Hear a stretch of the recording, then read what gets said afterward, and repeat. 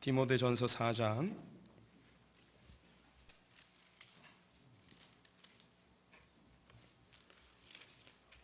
신약성경 339쪽에 있습니다. 신약성경 339쪽 디모데전서 4장 5절부터 10절의 말씀을 한 절씩 교독하시겠습니다. 디모데전서 4장 5절에서 10절입니다. 제가 먼저 읽습니다. 하나님의 말씀과 기도로 거룩하여 짐이라.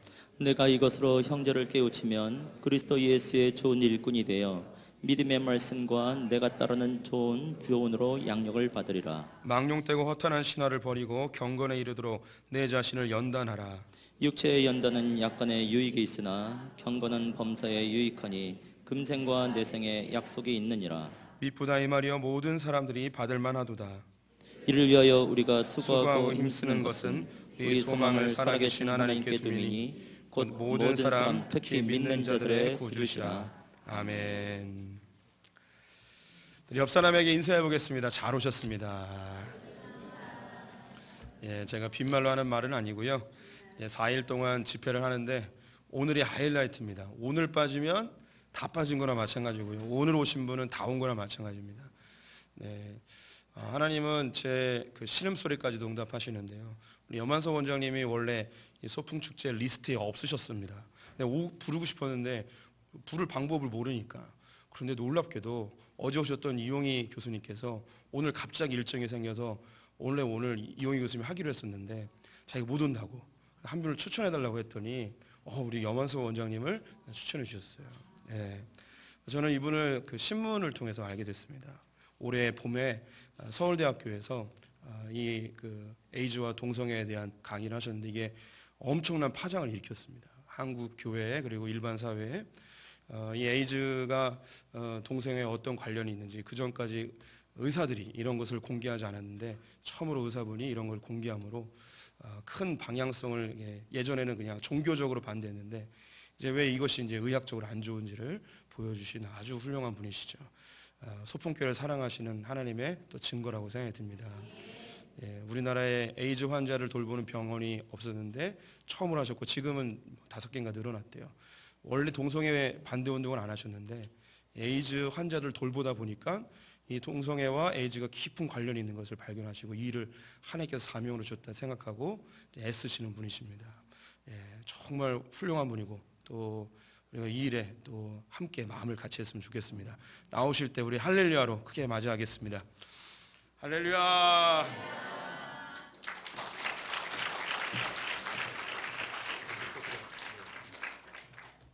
잠시 기도하고 시작하겠습니다. 예수님, 살아계신 예수님, 예수님의 보혈로 덮어주시고 예수님의 보혈로 장악하여 주옵소서. 예수님 역사해 주시고 도와주셔서 우리의 심장에 영혼에 불이 붙게 하여 주옵소서. 예수님의 이름으로 기도드렸습니다. 아멘. 목사님께서 훌륭하시고 저는 그냥 제 조그맣게 하는 일 하는 것뿐입니다. 여기 온데 진심으로 오늘 사실 제가 지금 몸이 아파서 목이 부어서 아파서 이제 목소리를 조그맣게 하는데 그래도 전혀 문제 없습니다. 오전에 전주 전북 지역 연합회 갔다가 여기 왔는데 목사님께 연락을 올리고 지하철역을 물어봐서 용산역에서 급행 지하철을 타고 내렸어요. 그런데 목사님이 직접 마중 나오셨는데 그 모습이 얼마나 겸손하시고 온유하시든지 제가 너무 감동이 됐어요. 사실은 목사님이 귀하신 분이시고 저는 제 일을 하는 것뿐인데 이제부터 이제 파워포인트 보면서 말씀을 드리는데 저 일부 조금 이제 심한 사진들이 있는데 사실 제가 1000장 슬라이드를 보면은 그 중에 쓸만한 거는 10장 미만이거든요. 여기 사진이 하나 올라오려면 제가 거의 한 100장 봐서 하나 뽑은 거예요. 그런데 그 100장을 보고 뽑는 기준이 뭐냐면 첫 번째로 공개할 수 없을 정도로 심하고 원색적인 거는 못 보여주는 거죠, 당연히. 그리고 보여줄 수 있는 것 중에 정말 이것이 현실이구나라고 느낄 수 있는 거. 그러니까 사실은 정말 동성애 사이트 들어가고 그 사람들의 어떤 내용을 들어가 보면요, 차마 눈을 뜨고 볼 수가 없습니다. 그런데 그게 다 펼쳐져야 우리가 현실을 이해할 수 있는데 그렇게 할 수는 없잖아요. 그래서 이제 나름대로 이제 심의를 거친 거죠. 제 나름대로 어떤 심의. 그런데도 보면은 굉장히 저거 너무 심하다 싶은 게 있는데 그거를 봐야 되는 이유가 뭐냐면 우리가 이 시대를 봐야지 돼요. 우리가 우리의 어떤 안전지대에 숨어 있다고 이 세상이 달라지는 건 아니에요. 정말 보고 그 다음에 우리가 뭘 해야 되느냐, 그건 제가 후반부에 이제 말씀을 드릴 건데, 사실 저는 강사가 아니에요. 저는 강사가 되고 싶은 마음이 전혀 없습니다. 전혀 없어요. 전혀 없고, 저는 뭘 하고 싶으냐면 조국과 조국교회를 동성애 파고로부터 지키는 거가 제 일이에요. 왜냐하면 적들은 성문 앞까지 몰려와 있어요. 차별금지법을 통해서 성문을 깨부수는 결과를 내고 싶어하는 거고, 성문만 깨지면 성은 무너지는 거예요. 이 기독교는요, 차별금지법이 통과되면 무너지게 돼 있어요. 그런데 적들은 성문 앞으로 집결을 해 있는데 누군가는 나가서 성문에서 싸워야 돼요. 저는 그 일을 하는데 하나님의 군대를 일으키는 일을 하고 싶은 거죠. 그럼 어떻게 싸우느냐, 그건 제가 후반부에 말씀드렸는데 어렵지 않습니다. 우리가 관심만 있으면 할 수 있다는 거죠. 그래서 초점은 하나님의 군대를 일으키는 게 초점인 거죠. 그게 초점인 거고, 어떻게 보면 강의가 중요한 게 아니고 이 하나님의 군대가 만약에 제가 이 시간 이후에 여기서 일어나면 저는 성공한 거고, 그게 안 이루어지면은 저는 실패를 한 거죠. 저는 전혀 동성애 강사로서 유명해질 마음도 없고, 그리고 에이즈 환자를 돌보는 크리스찬 의사로서 존경받고 싶은 마음도 없어요. 정말로.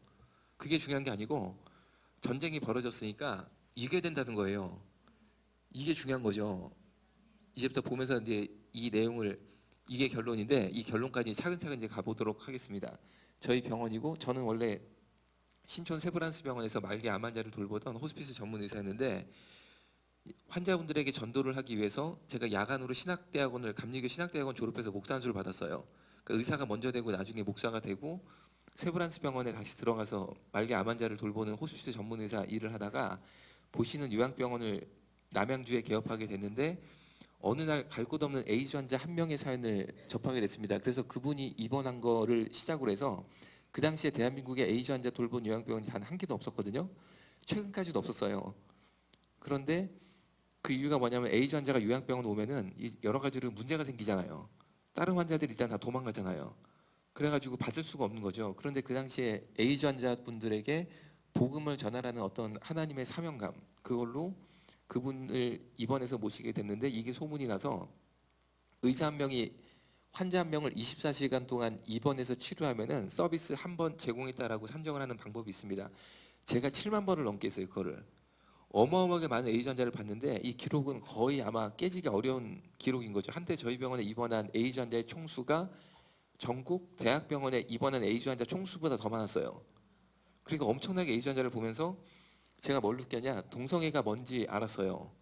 이 알았다는 게 제가 동성애를 해봤다는 게 아닌 거죠. 해봤다는 게 아니고 의사로서 동성애 에이즈 환자분들을 보면서, 야, 동성애가 이렇게 무서운 거구나. 그리고 점점 동성애가 뭔지 알게 된 거예요, 깊게. 그래서 결론이 뭐였냐면요, 동성애를 막지 못하면 한국은 망한다는 걸 알게 됐어요. 정말로 이 조국이 망하고 조국교회가 망해요. 그래서 다시 한번 3.1운동의 정신으로, 3.1운동은 우리 기독교인들이 주관돼서 일으켰었잖아요. 유관순 우리 열사가 하루에 3시간씩 기도하던 크리스찬이에요. 정말 다시 한번 3.1운동 일으키는 심정으로 우리 기독교인들이 일어나서 이 땅을 막고 보수하지 않으면 이 땅의 미래가 동성애 파고로 휘청거리게 생긴 거예요. 그래서 이제 그 불타는 이 절박감으로 이 자리까지 오게 되고, 너무나 우리 겸손하신 목사님 또 성도님들 뵈서 제가 굉장히 아주 고무적으로 생각하고 있습니다. 먼저 첫 번째 말씀드리고 싶은 것은 동성애는 절대 타고나는 게 아니라는 거죠.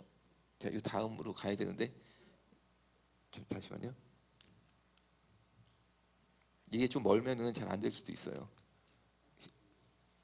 넘겨주셔야 돼. 동성애는 절대 타고나는 게 아니라는 거죠. 우리 사람 몸에 동성애를 일으키는 유발하는 유전자가 있나 검사를 샅샅이 해봤는데 절대 사람 몸에는 동성애 유발 유전자가 없습니다. 그러니까 동성애는 타고나는 것, 선천적인 게 아니에요. 그리고 또 다른 동성애가 선천적이 아니다라는 강력한 증거는 일란성 쌍둥이 연구입니다. 일란성 쌍둥이는 엄마 뱃속에 아기가 쌍둥이가 들어가 있는데 일란성 쌍둥이는 이란성이랑은 좀 틀려요. 일란성은 두 쌍둥이가 유전자가 100% 똑같아요. 복제인간이에요, 복제인간. 그러니까 타연하면 얼굴도 똑같잖아요. 그런데 얘네들이 10달 동안 엄마 뱃속에 같이 있었기 때문에 엄마가 받는 영향을 다 받아요, 똑같이. 공평하게 똑같이 둘이 받는 거죠. 그러니까 만약에 동성애가 타고나는 거면 일란성 쌍둥이는 똑같이 동성애자가 돼야 돼요. 선천적인 거면 엄마 뱃속에서 영향을 똑같이 받아 유전자 염색이 똑같아. 선천적인 영향이 일란성 쌍둥이는 100% 똑같거든요. 그런데 일란성 쌍둥이 대상으로 조사를 해보니까 한 명이 남자 동성애자인데 남자 동성애자의 일란성 쌍둥이를 추적해서 관찰해 보니까 90%가 정상 남자로 애 낳고 잘 살고 있어요. 동성애자로 같이 살고 있는 경우는 10%. 그럼 이 10%는 왜 생기느냐? 일란성 쌍둥이는 태어난 다음에 같은 환경, 같은 가정, 대부분 또 같은 학교에서 똑같이 자라거든요. 그래서 아마도 환경의 영향으로 10%라는 거예요. 환경 영향이 10%. 그러니까 여러분 절대 동성애는 타고나거나 선천적인 게 아니라는 거예요. 선천적인 동성애자는 없어요, 없어. 실제로 동성애에서 벗어나고 싶어하는 10대, 20대 젊은 친구들 상담도 제가 많이 하고 있는데 타고났다는 친구는 단 한 명도 없었어요. 이때까지 단 한 명 없어요. 그러면은 유명한 홍석천 씨는 어떻게 된 거냐? 다음 슬라이드 볼게요. 이 홍석천 씨는 이분도 타고난 동성애자가 아니라는 거죠. 지금 이 내용은 동아일보에 홍석천 씨가 서울대 강의한 거를 그대로 실은 겁니다. 그런데 이 내용이 좀 충격적이어가지고 기자가 홍석천 씨한테 확인하고 올렸어요. 내용이 뭐였냐면 홍석천 씨는 충남 청양이라는 청양고추가 나는 충청도의 산 중턱에 있는 아주 시골 마을에서 어린 시절을 보냈는데 초등학교 4학년 때 웬 어른 남자 동성애자한테 성폭행을 당해요, 이 사람이. 그런데 그 일을 당했을 때 부모님한테 아니면 선생님한테 얼른 말씀드리고 해결을 받았으면 좋았는데 본인이 감당이 안 돼서 숨기는 동안 19살, 즉 고3이죠. 고3 될 때까지 무려 300명 이상의 다른 남성 동성애자에게 성폭행을 당합니다. 300명 이상. 300번이 아니라 300번이 아니라 300명 이상. 한 명당 3번씩만 성폭행했으면 1000번이에요. 이렇게 성폭행을 당하면 각인화 이론이라고 정신의학은 설명을 합니다. 동성애자가 된다는 거죠. 그래서 우리 어린 남학생들이 혹시 성인 남성 동성애자에게 성적 접촉을 받았다. 그러면 숨기면 안 되고 꼭 부모님이나 선생님, 목사님께 말씀드리고 해결을 받아야지 됩니다. 두 번째로 동성애자가 왜 되느냐? 정신의학에서는 학습화 이론이라고 설명을 하는데 이 학습화 이론으로 설명되는 경우가 약 80%예요. 80%. 이건 뭐냐면은 비엘물이라고 아시는 분 손 한번 들어보실래요? 비엘물. 비엘물. 아시면 괜찮아요. 창피한 거 아니에요. 창피한 거 아니에요. 젊은 사람들은 다 알아요. 우리가 어른들은 어렸을 때 만화강에 가면 무협물, 멜로물 뭐 이런 거 있었잖아요. 지금은 BL물이라는 장르가 하나 있어요. 그건 뭐냐면 보이 러브, 남자 동성애물. 그 정도 장르화될 정도로 동성애 음란물, 동성애 포르노 이게 아이들이 항상 옆에 있는 거 아이들 옆에 제가 강의하는 거 보여주면요 어른들은 다 막 이러거든요. 슬라이드 보고 끔찍하니까 애들은요 왜 더 심한 거 다 봤거든요. 전혀 애들은 새롭지가 않은 거예요. 그런데 이거를 자꾸 보다 보면 이런 비엘물 이런 걸 자꾸 보다 보면 뇌가 동성애에 대한 학습 효과를 일으켜서 동성애자가 된다라고 그래요. 이거를 학습화 이론이라고 합니다. 그러니까 절대 동성애물을 가까이 하게 하면 안 되는 거죠. 우리 자녀들이. 다음 슬라이드 보겠습니다. 동성애자들이 서로를 어떻게 찾느냐? 굉장히 간단합니다. 이마에 동성애자라고 써있지 않잖아요. 우리가 알 수 없을 것 같잖아요. 굉장히 간단해요. 이 스마트폰에 앱을 깔아서 서로를 찾는데 6가지 정도 앱을 많이 씁니다. 지금 보이시는 게 잭디라는 앱인데 우리로 치면 카카오톡, 페이스북 같은 앱이죠. 동성애자들의 통신수단. 저게 한 3등 정도 합니다. 3등. 분홍의 하얀색 물방울. 만약에 여러분들 자녀들 핸드폰을 검사를 해봐가지고 저기 나오면 그 친구는 동성애를 하고 있는 거예요. 그런데 회사는 틀린데 우리도 카카오톡, 페이스북 회사는 틀리지만 써보면 비슷하잖아요. 그런 것처럼 먼저 제가 저기다가 온라인 상태로 들어가잖아요. 아이디 패스워드를 입력하고 현재 접속 상태로 들어가면 제 위치가 저렇게 지도에 표시가 돼요. 그래서 이태원에서 3등 정도 하는 저 잭디애플에 온라인 들어가 보니까 반경 뒤에 보이시나요? 불 꺼주셔도 됩니다. 반경 5km에 3등 정도 되는 저 앱의 동시 접속자 수가 400명이에요. 400명. 어마어마하게 많은 거죠. 또 모르죠. 여기서 온라인 들어가면 의외로 갑자기 5m 이러면 이 중에 한 분 계신 거죠 이제. 예, 다음 그리고 여기 보시면은 이렇게 위치 추적이 됩니다. 몇 킬로에 떨어져 있는지 그리고 얼굴 벗은몸까지 다 공개를 해요. 그래서 마음에 드는 친구가 있으면 클릭을 딱 하면 다음 넘어가 볼게요. 자기소개가 이렇게 나오는 거죠. 16남이라는 친구인데 16세 남자예요. 16세 남자. 알바입니다. 알바는 동성애자들 은어로 본인은 동성애자가 아닌데 이 청소년이 돈을 마련하려고 남자 동성애자에게 학문을 성매매하는 친구를 알바라고 그래요. 16남 알바입니다. 돈은 만나서 선불입니다. 밑에 빨간 줄은 학문은 많이 범해지지 않아서 쫄깃함 이렇게 자기 학문까지 광고를 해요. 그럼 1시간 동안 학문을 제공하고 얼마를 받느냐? 3만 원을 받아요. 우리나라의 작년 2015년도 에이즈 신규 확진자 중에 제일 많은 연령대가 20대, 20대. 그럼 20살짜리가 왜 에이즈에 걸리느냐? 10대부터 동성애를 하다가 에이즈에 감염된 다음에 에이즈 감염돼도 10년 동안 증상이 없어요. 무증상기 10년입니다. 10년 지나고 나서 몸에 이상이 오거든요. 그래서 병원 가서 검사를 받아서 에이즈 진단되는 게 20대라는 거예요. 즉 우리나라 에이즈 감염의 주 원인은 10대, 20대 동성애 확산에 의한 거예요. 의한 거. 이런 경우죠. 이런 경우. 돈 3만 원에 애들이 나가서 에이즈 걸려가지고 오는 게 대한민국의 현실이라는 거고 지금 보시는 이 남색의 S거든요. 이 앞에 불은 다 꺼주셔도 돼요. 저는 이제 안 보여도 됩니다. 이 슬라이드가 잘 보이면 되니까 이 남색의 S가 잭디라는 앱인데 저게 1등이에요. 1등. 저기 깔려 있으면은 남자 동성애자인 거죠. 그런데 딸 가진 부모님들은 아, 난 딸이야 다행이야 그렇게 생각할 수도 있지만 이거를 제가 파워포인트는 항상 교회에 다 두고 드려요. 다 드려요. 그러니까 누구나 마음대로 쓰셔도 돼요. 저거를 꼭 기억하셔야 됩니다. 왜냐하면은 동성애자의 남자 동성애자의 15%가 결혼을 한다라는 게 통계예요. 미국 통계.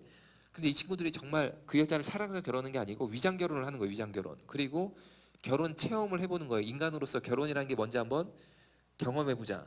우리가 미국 여행 가는 거 비슷한 거예요. 실제로 미국 살 생각은 없는데 잠깐 있다 나오는 것처럼 틀림없이 1년, 2년 있다가 헤어져요. 그런데 발견하려면은 유일한 방법이 이런 앱이 있나 확인하는 것밖에 없어요. 그러니까 우리 젊은 친구들도 어떤 남학생이 좋아한다고 막 결혼하자고 그러면은 핸드폰을 꼭 열어서 봐야 돼요. 근데 저런 게 깔려 있으면 안 되는 거지. 큰일 나는 거죠. 그럼 큰일 나는 거죠. 다음 볼게요. 성소수자 인권연대가 매년 주관하는 축제인데 어제 이용희 교수님이 이 사진 보여주면 말씀하셨죠. 그럼 우리나라의 동성애자 수가 얼마 되느냐? 정신적으로 나는 남자인데 남자한테 끌린다. 이건 동성애로 보지 않아요. 동성애라는 것은 정확히 남자와 남자가 성관계 할 때 동성애로 봅니다. 그런데 남자와 남자가 성관계하는 인구가 우리나라에 60만 명이 넘는다고 그래요. 그러니까 서울 퀴어 문화축제 때 보세요. 사람이 끝이 안 보이잖아요. 끝이 보이세요? 끝이 안 보여요. 저렇게 모이는 거죠. 다음 보겠습니다. 아까 그 앱 여학생 얘기하는 또 다른 큰 이유가 있는데 제가 실제 있었던 일 하나 말씀드릴게요. 저희 병원에 이제 있었던 일이에요. 환자가 있었던 환자입니다. 저희 병원에 어쩌다 여자 환자가 한 명씩 왔거든요. 여자 에이즈 환자. 그래서 저는 처음에 여자 에이즈 환자 온다고 진료 의뢰서를 받으면은 혹시 윤락 여성이 아닐까? 윤락 여성. 그래 놀랍게도요. 저희 병원에 입원한 여자 에이즈 환자 중에 윤락 여성은 단 한 명도 없었어요. 단 한 명도. 희한한 거예요. 어떻게 그러면 에이즈에 걸렸을까? 한 가지 예를 들어볼게요. 이 아줌마가요. 결혼을 해가지고 남편이랑 잘 살았고 애가 생겼어요. 딸이. 그런데 산부인과에 갔는데 갑자기 피 검사하더니 에이즈라고 그러는 거예요. 에이즈라고. 깜짝 놀라가지고 아니, 내가 뭔 에이즈냐. 나 남편밖에 모르고 사는데 내가 뭔 에이즈냐 해가지고 남편한테 전화를 한 거예요. 여보 나 산부인과에서 나 에이즈래. 그러니까 남편이 그 전화 받고 도망가 버렸어요. 그날로.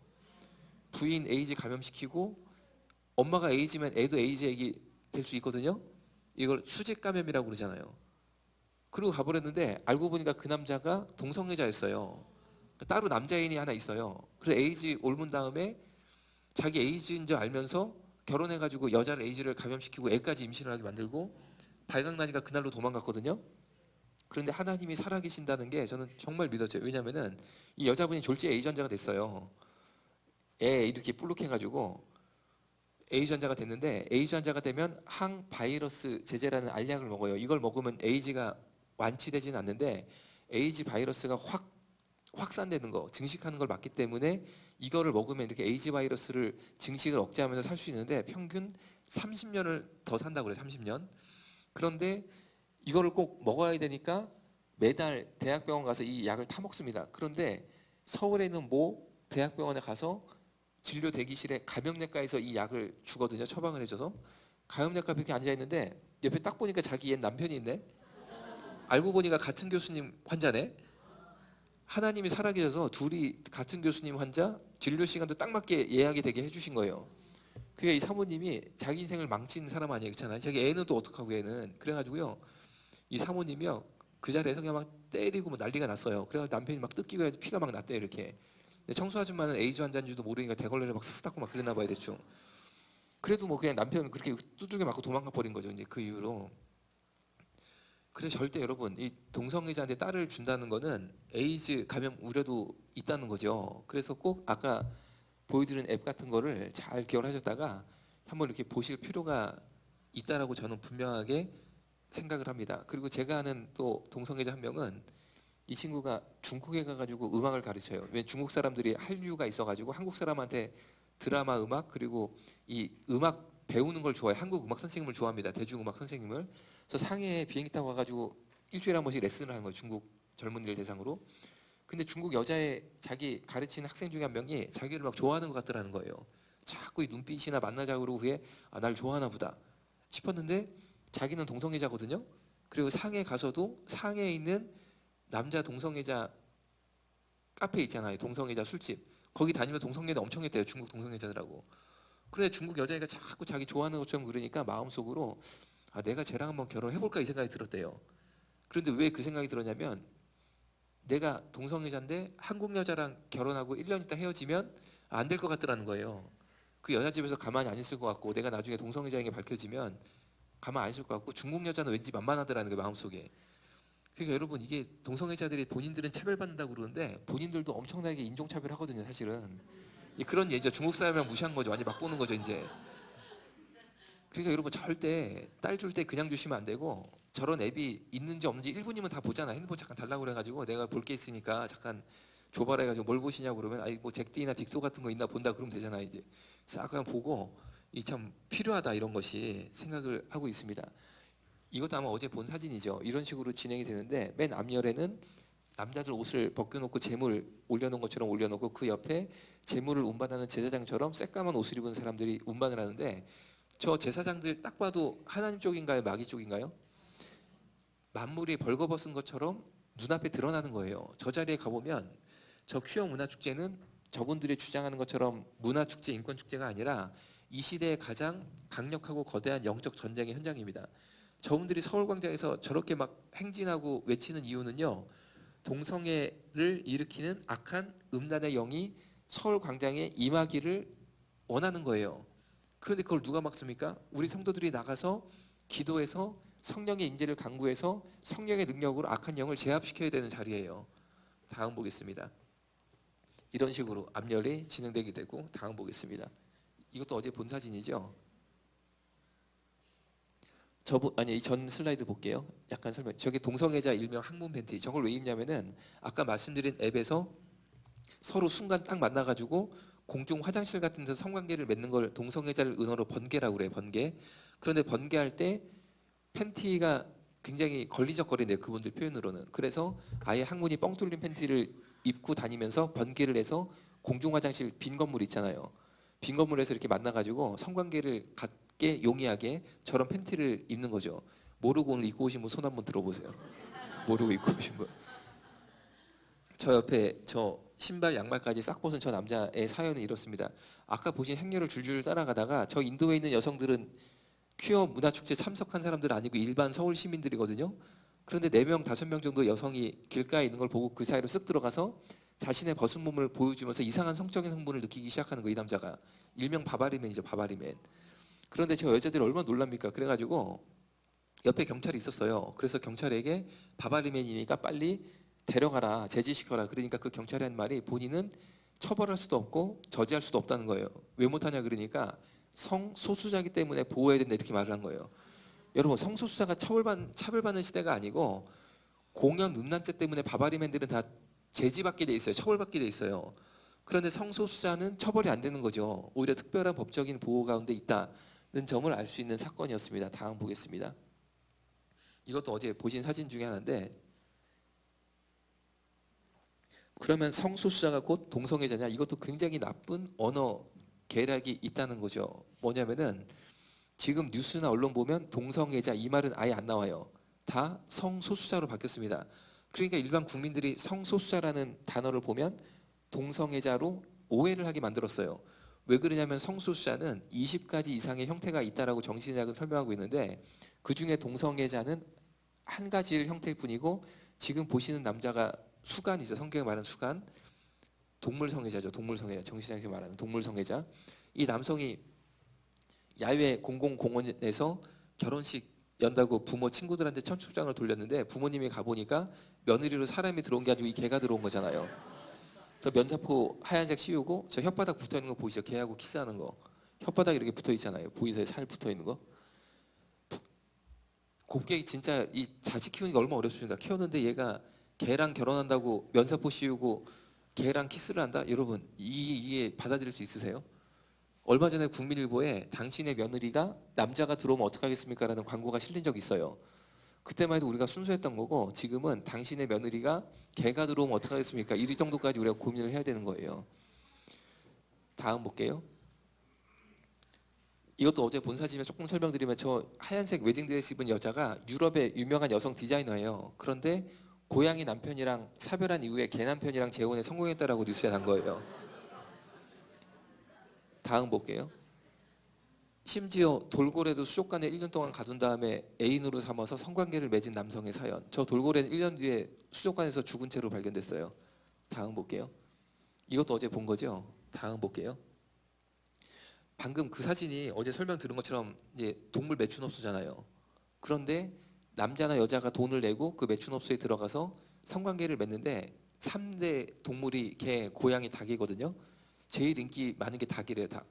닭은 한 번 다가오면 무조건 죽는데요. 그러니까 굉장히 이거는 마귀적인 거예요. 우리가 인간적으로 이해하기 어려운. 그런데 저기 보시면은 이 팔하고 목이 털이 다 빠져 있는 것도 어제 얘기 들으셨잖아요. 뒤에서 못된 행동 개가 당하면 화가 나가지고 확 돌아가지고 공격할 수 있으니까 팔을 잔인하게 뒤로 꺾어서 팔, 목, 입을 쇠사슬로 묶는데, 보신 것처럼 털이 다 빠질 때까지 묶어버려요. 그런데 보세요. 독일이 종교개혁을 단행한 마르틴 루터의 종교개혁이 있었던 기독교의 종주국입니다. 기독교가 거기서 나왔어요. 그런데 그 독일조차도 동성애에 대한 찬반이 뜨겁다가 독일 사회가 1960년대에 굉장히 지금 우리 상황이랑 비슷하거든요. 결국에 동성애가 문제 없다라고 사회적 합의가 돼버렸어요. 그러자마자 1969년도에 독일법에 사람과 동물 간의 성관계도 문제가 없다라는 독일 법조항이 생겨버렸어요. 왜냐하면 형평성의 원리 때문에 동성애 하나만 인정하면 나머지 지금까지 보여드린 성소수자도 동시에 인정되는 결과를 낳은 게 서구 유럽의 역사였다는 거죠. 그러니까 어떻게 됩니까? 법에 사람과 동물 간의 성관계에 문제 없다는 법이 생기니까 바로 합법적인 동물 매춘업소가 생기는 거예요. 그리고 그 폐해로 아까 보신 것처럼 그냥 밑에 생식기와 항문이 다 터져버린 개들이 죽어서 막 나오는 그런 일들이 벌어지게 된 거고, 지금 보시는 정신의학에서 말하는 메카노필리아는 한국말로 번역하면 기계성애자, 기계랑 성관계하는 사람들, 자동차랑 성관계하다가 지하 CCTV에 찍힌 거죠. 어디다 성관계라면은 범퍼 위에 바람 들어가는 구멍에 성관계라는데, 놀라운 건 저 차가 저 사람 차가 아니라 남의 차라는 거. 다음 보겠습니다. 정신의학에서 말하는 네크로필리아는 한국말로 번역하면 시체성애자죠. 지금 사진은 실제로 시체성애자가 성관계를 했던 시체들의 실제 사진입니다. 그럼 저 사람이 괴물 같은 사람이냐? 절대 그렇지 않고, 책에 저렇게 수북히 쌓인 것을 볼 수 있습니다. 방에 책이 수북하죠. 저 사람이 역사 교수님이고 박사님이셨어요. 그런데 시체랑 성관계하는 이상한 습관, 저는 이게 분명히 마귀역사라고 생각을 하는 거죠. 사람이 어떻게 그런 일을 합니까? 마귀가 이 사람을 생각과 감정을 이렇게 확 잡아버린 거죠. 이 사람이 그게 생겨가지고 나중에는 공동묘지 옆에 방 3칸짜리 빌라를 얻어 살았어요. 그러면서 처녀가 묻히면 그날 밤에 무조건 캔에서 애인으로 삼고 성관계를 맺는데, 시체가 썩어 들어가니까 보시는 것처럼 천으로 뚫뚫뚫 감어 얼굴도 썩어 들어가니까 이정복 잘라 붙여. 그랬는데 어떻게 사건이 드러나게 됐냐? 이 집 부모님이 아무리 자랑스러운 대학 교수인 아들 집에 방문을 하려고 해도 절대 못 오게 합니다. 어느 날 아빠가 이 교수 아들 집에 불시에 싹 들어가 보니까 시체가 16개가 있었어요. 그래서 아버지가 아들을 112에 신고했어요. 다음 볼게요. 지금 보시는 케네스 피니언이라는 미국 남성은 우리가 잘 아는 비행기회사 보잉사의 중역이었던 부유한 남성인데, 이 남자 때문에 미국에 수간 금지법이 생겼어요. 우리나라가 혹시 여러분 중에 한국교회가 동성애 합법화를 막아야 된다 이렇게 생각하는 분 손 한번 들어보세요. 한국교회가 동성애 합법화를 막아야 된다. 이제 내려보세요. 제가 왜 손을 들라고 표현했냐면, 이 말이 사실은 이제 동성애 단체가 뿌리는 대표적인 거짓말 전략 중에 하나예요. 왜냐하면은 대한민국은 사실이 아니라 이제 진실이죠. 이미 동성애 합법국가고 동성애 자유국가, 수간도 합법국가 자유국가예요. 왜냐면요, 동성애 한다고 벌금 내거나 감옥 가는 거 없잖아요. 그렇죠? 왜냐하면 자유고 합법이기 때문에 그래요. 수간도 합법 자유국가라 수간한다고 처벌이 없어요. 수간 처벌법이 없으니까 동성애 처벌법도 없고, 동성애자들의 성적인 권리와 자유가 어디까지 보장되느냐, 동성애자 성 관련 업소가 전국에 500개 이상의 성업 중인데 다 합법이에요. 처벌이 안 돼요. 그 중에 대표적인 게 동성애자 찐방입니다. 찐방이 우리가 생각하는 찜질방이랑 다릅니다. 5,000원을 내고 들어가면 웃도리만 짧은 거 주고 아랫도리 가운은 없어요. 그러니까 아랫도리가 빈 채로 이 방 저 방 다니는데, 작은 방은 5명, 큰 방은 20명 정도 있습니다. 정말 이 방 저 방 다니면서 집단 동성 성관계를 맺어요. 남자들끼리. 일명 대한민국의 에이즈 생산 공장입니다. 에이즈 막 찍어내고 있는 거예요. 이곳 가까운 곳에도 당연히 있어요. 우리가 몰라서 그렇지 당연히 있는 거죠. 그런데 그 찐방조차도 전혀 처벌이 안 돼요. 엄청나게 거기 막 고발하거든요. 저기 찐방이니까 경찰이 가가지고 처벌해야 되는데 처벌이 안 되는 거예요. 왜 안 되냐면요, 자유라는 거예요. 동성애는 자유고 동성애하는 게 우리나라는 합법인데 처벌할 권리가 조항이 없다는 거예요. 그러니까 여러분, 동성애의 성적 권리는 이 정도까지 높은 수준으로 보장이 되고 있는데, 차별금지법이 왜 필요하냐? 동성애자들이, 그러니까 한국교회는 사실 동성애 합법화를 막는 게 아니에요. 왜냐하면 동성애는 이미 합법이에요. 그럼 한국교회가 막는 건 뭐냐? 차별금지법을 막는 거죠. 차별금지법을 왜 막아야 되냐? 아까 보신 그 개 다친 사진 같은 거 볼 때 많은 분들이 막 이러잖아요. 저도 이제 그런 입장이거든요. 그런데 만약에 이러면 차별했다고 벌금 1,000만 원을 내야 되는 게 차별금지법이에요. 혹은 감옥에 가야 돼. 벌금 낼 돈 없으면. 차별금지법의 나쁜 점이 뭐냐면, 민주주의 사회는 찬성하는 의견이 있으면 반대하는 의견도 있는 거예요. 그런데 반대했다는 이유로 감옥에 갇히고 벌금을 내야 된다고 그러면 북한하고 똑같은 거죠. 그러니까 우리는 차별금지법의 반민주성 때문에 반대하는 거예요. 그리고 가만히 생각하면 동성애에 대해서 반대 목소리 내는 거는 교회밖에 없거든요. 결국 교회만 처벌받게 돼 있어요. 이 남성 때문에 한국에도 없는 수간 처벌법이 미국에 생겼습니다. 미국에. 그러니까 미국은 동성애 자유국가지만 수간은 자유가 아닌 거죠. 처벌을 받으니까 한국은 미국보다 더 동성애 자유, 수간 자유예요. 그런데 왜 이 사람 때문에 수간 처벌법이 생겼느냐? 이 사람이 엄청난 기독교인이냐? 절대 그렇지 않고, 이 사람이 남성 동성애자였는데 사건의 개요는 이렇습니다. 이 사람이 동성애를 하다가 나중에 조금 더 큰 성적 자극을 얻기 위해서 이 사람이 남자에게 학문을 제공하던 여자 역할하는 남자였거든요. 나중에 순말이랑 성관계를 맺기 시작했어요. 순말을 흥분시켜서 자신의 학문에 성관계를 맺도록 유도를 한 거예요. 이 말들을. 그래가지고 워싱턴주 인근 농장 하나에 말 한 마리를 정해서, 남의 말이죠. 그것도 빅딕이라고 자기 애인 이름까지 줘주고, 새벽 2시면은 차를 가지고 가서 그 남의 농장에 잠입을 해서 그 말을 흥분시켜서 본인의 학문에 성관계를 하도록 한 거예요. 그렇게 매일매일 성관계가, 사람과 동물 간의 성관계, 동성연애죠. 그런데 어느 날 이 말이 너무 심하게 해가지고 이 케네스 피니언이 죽어버렸어요. 내장이 다 터져서. 그래서 이것이 미국 사회에 뉴스화되면서, 야, 남자 동성애자들이 나중에 하다가 말이랑도 동성애를 하는구나, 이게 알려졌는데, 다음 볼게요. 수간처벌법이 왜 생겼느냐? 동물을 보호하기 위해 생겼냐? 그게 아니고, 수간하는 남자들을 싹 확인을 해보니까 아동 성폭행도 하더라는 거예요. 그래서 아이들을 보호하기 위해서 수간처벌법을 만들었어요. 수간하는 남자들을 감옥에 가두면 아이들이 안전해진다는 게 결론이었어요. 그래서 이 한 가지 사건이 동성애, 수간, 아동 성폭행이 굉장히 복잡하게 연결되어 있다는 것을 알려준 한 가지 사건이 되었습니다. 다음 보겠습니다. 우리나라는 어떠냐? 우리나라는 더 심해요. 지금 보시는 거는 전국 수간협회 사이트 캡처한 거예요. 우리나라는 수간 자유국가이기 때문에 수간협회 가입하고 적극적으로 활동을 하는 거가 전혀 문제가 안 된다는 거죠. 근데 이 사람이 고민이 있어가지고 자기 고민을 올렸는데 저 옆에 자기소개가 있거든요. 자기소개를 제가 읽어드릴게요. 저 읽어드릴 때도 제가 막 이게 좀 막 굉장히 제 스스로가 좀 그런데 그래도 그냥 읽어드릴게요. 사실이니까. 오늘도 고마워. 매번 교대하면서 박을 때마다 기분은 좋은데 싸고 나면 항상 미안해진다. 아빠가 많이 사랑하는 거 알지? 사랑해 울 애기들 이러고 이게 저 사람의 자기 소개예요. 그리고 자기랑 성관계를 맺는 자기가 키우는 강아지 2마리 사진을 다 저렇게 올려놨어요. 어느 날 고민이 생겨서 고민글을 올렸는데 내용은 저겁니다. 관계 도중에 아기 생식기에서 피가 나요. 대충 씻기고 지혈했는데 나중에 관계할 때 저한테 피해가 오는 건 없겠죠 이러고 관계 직후에 저 강아지 생식기가 찢어지고 피가 뚝뚝뚝 떨어진 거를 그대로 찍어서 올려놓은 거예요. 다음 볼게요. 전국 수간협회가 회원수가 4,200명이 넘는데 다 자기 얼굴을 오픈을 해야지만 가입을 시켜줘요. 협회장 이름은 여기 붉은 줄 치는 것처럼 곽득진 씨. 자기 이름 공개하는 거 전혀 꺼리낌 없게 생각해요. 왜냐하면 저분들은 저게 사랑이고 인권이라고 생각해요. 그리고 저기에 대해서 어떻게 걔랑 그래. 방금 그런 분들은 차별금지법이 통과가 되면 다 벌금 500만 원 내지 1000만 원을 내야 되는 거예요. 차별했다는 이유로. 이게 말이 되냐고요. 올해 단체 수간은 3월 14일 평택에서 한다라는 광고였어요. 다음 볼게요. 그래서 맨 위에 협회장 곽득진 씨가 이번에는 확실히 어린 강아지들로 구해놨습니다 라고 광고를 내니까 저 밑에 여성은 저는 대형견 해주세요. 저 밑에 붉은 줄 친 남성은 대표님 저는 치와와 부탁드립니다. 이제 몇 번 하니까 왜 사람들이 치와와만 찾는지 알 것 같네요. 이렇게 써놨어요. 이 남자 수간하는 사람들이 제일 좋아하는 게 치와와예요. 왜냐하면 무조건 작은 강아지를 좋아해요. 작은 강아지를.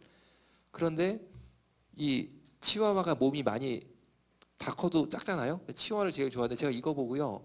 오해가 좀 생겼다가 기도해서 없어졌어요. 그 오해가 뭐냐면은 남자 혼자 살면서 치와와 이렇게 막 데리고 다니는 남자들 있잖아요. 보면 혹시 막 이랬는데 혹시 그랬는데 제가 기도해서 그거 없어졌어요. 얼마나 없어진 게 감사한지.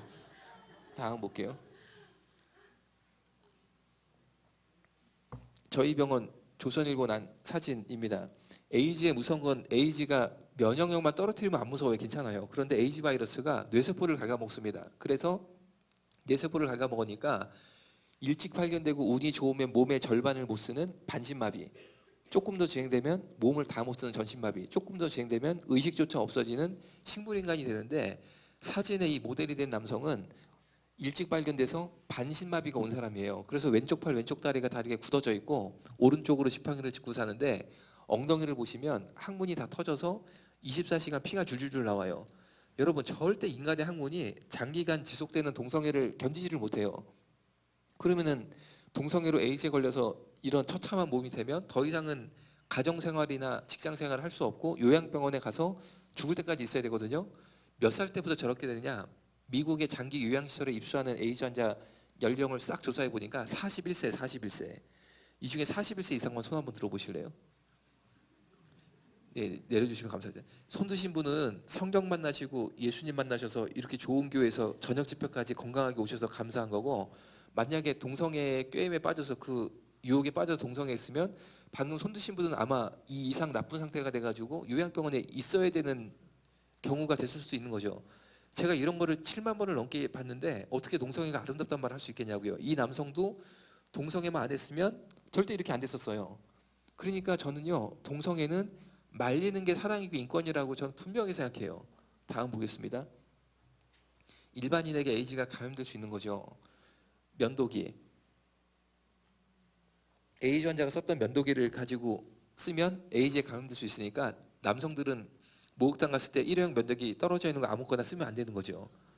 두 번째 비데. 저건 왜 그러냐면 아까 사진에 나온 남성처럼 동성애 에이즈 환자분들이 항문이 다 안 좋아가지고 피가 줄줄줄 나기 때문에 대변을 본 이후에 휴지로 뒤처리를 할 수가 없어요. 그래서 꼭 비데를 씁니다. 그런데 비데의 문제점이 뭐냐?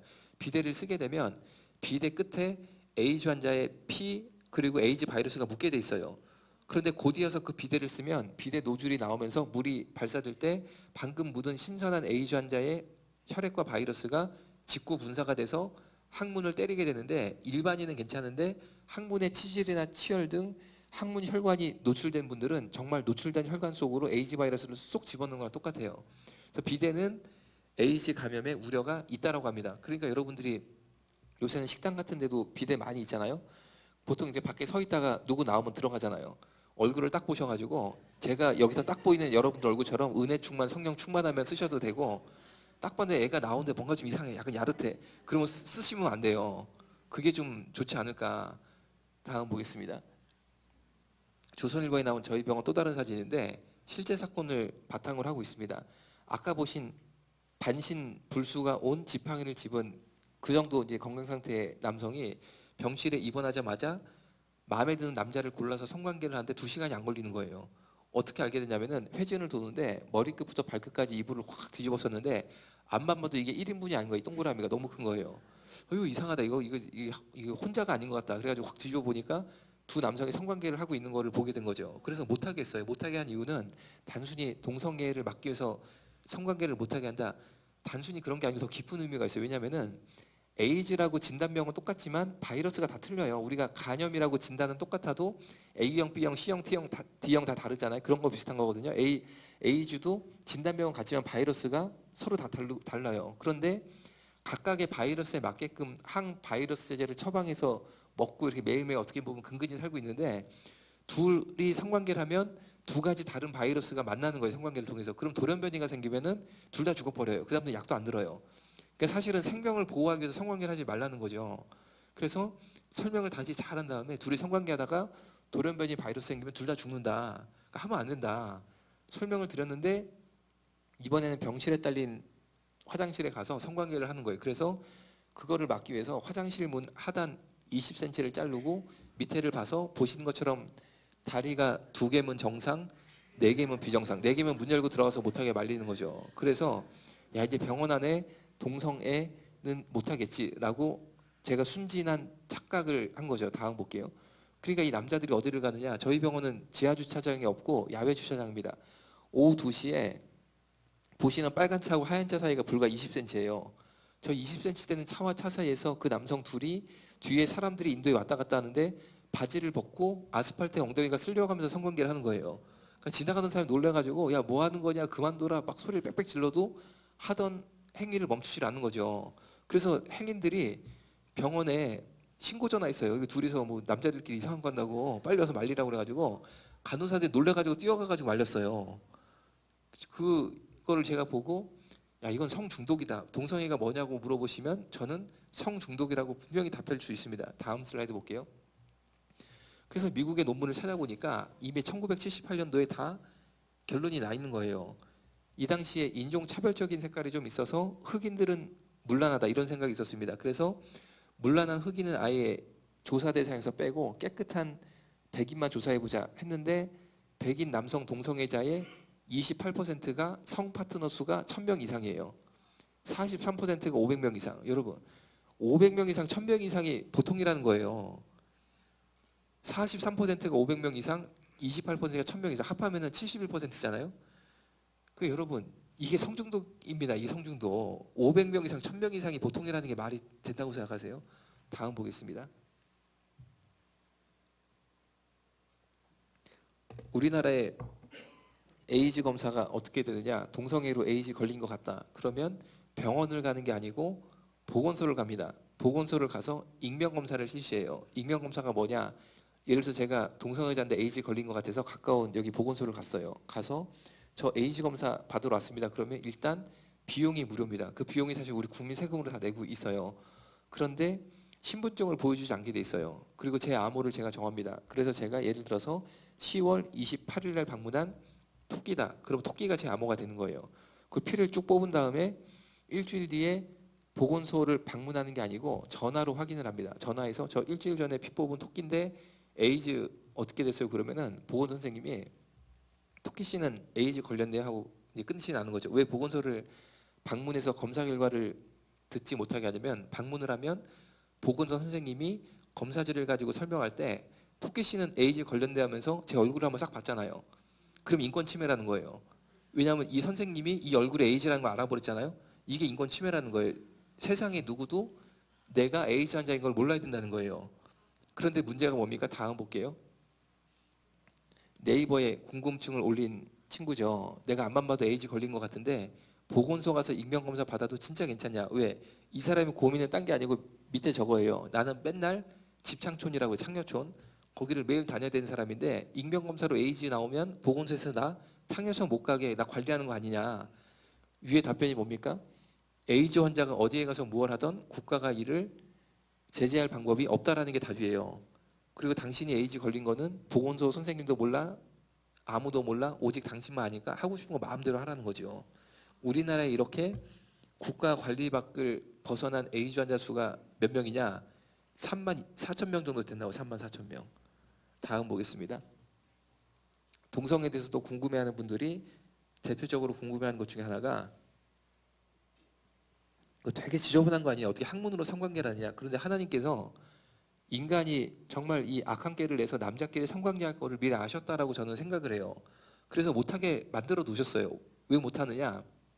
대장, 직장, 학문이 연결되어 있는데 학문에 이상한 자극을 주면 대장에서 배변 활동이 나타나서 대장 안에 있는 대변을 밖으로 밀어내요. 배출을 시켜요. 그러니까 동성애를 시도하면 대변이 나와요.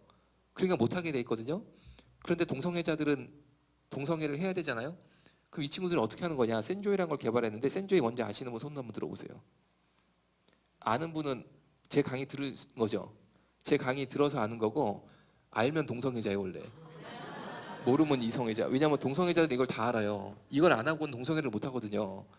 그럼 센조이가 뭐냐? 모텔이나 호텔에 가면 샤워기가 있는데 샤워기 헤드가 물 나오는데 이걸 돌리면 빠져요. 샤워기 헤드를 돌려서 빼면 보시는 것처럼 샤워기 줄, 샤워기 호스만 저 쇠줄이 남는데 다음 슬라이드 볼게요. 저거를 보시는 것처럼 항문에 10cm 이상을 확 하고 집어넣어요. 10cm 이상 집어넣으면 손으로 고정 안 해도 체내 고정이 되어 있는 상태가 되고 저렇게 레슬링 자세를 취합니다. 레슬링 그레코로마형 자세를 취하는데 왜 그러냐면은 저 다음에 이제 샤워기 물을 틀어요. 그럼 이 장 안으로 물이 확 밀고 들어가는데 이렇게 엎드려야지 중력의 법칙에 의해서 물이 장이 윗부분까지 막 흘러내려가는 거예요. 그 다음에 더 이상 이 장이 견딜 수 없을 때까지 물을 채운 다음에 수도꼭지를 잠그고 보시는 양변기에 앉아 있으면 대장과 물이 확 쏟아집니다. 이거를 4번 내지 5번을 반복해서 장 안에 있는 장액 대변을 싹 비워야지만 동성애 한 번 할 수 있어요. 그러니까 동성애 한 번 하기 위해서 준비 과정이 엄청나게 힘든 거죠. 그런데 이거는 실제로 자기 센조이 한 거 찍어가지고 동성애 사이트에 자기가 올린 거예요. 이런 식으로 하는데 문제가 뭐냐면 저걸 다 한 다음에 다시 샤워기들을 돌려서 접합을 시킨 다음에 걸어놓잖아요. 그럼 저 모텔이나 호텔을 이용하는 출장 나간 우리 아빠들 있잖아요. 아빠들이 저거를 쓰면 방금 묻은 저 동성애자의 대변, 혈액, 에이즈, 매독, 간염발에서 다 뒤집어 쓴 일명 동성애 에이즈 샤워를 하게 돼 있어요.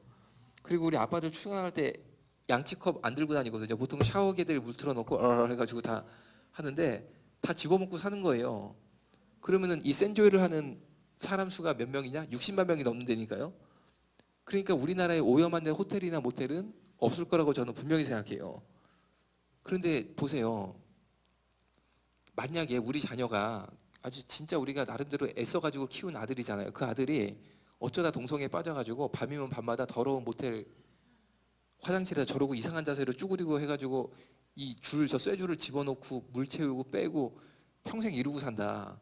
얼마나 가슴 아프니까 아마 잠이 안 올 거예요. 부모 입장에서. 그래서 저거 알면은 잠이 오겠어요?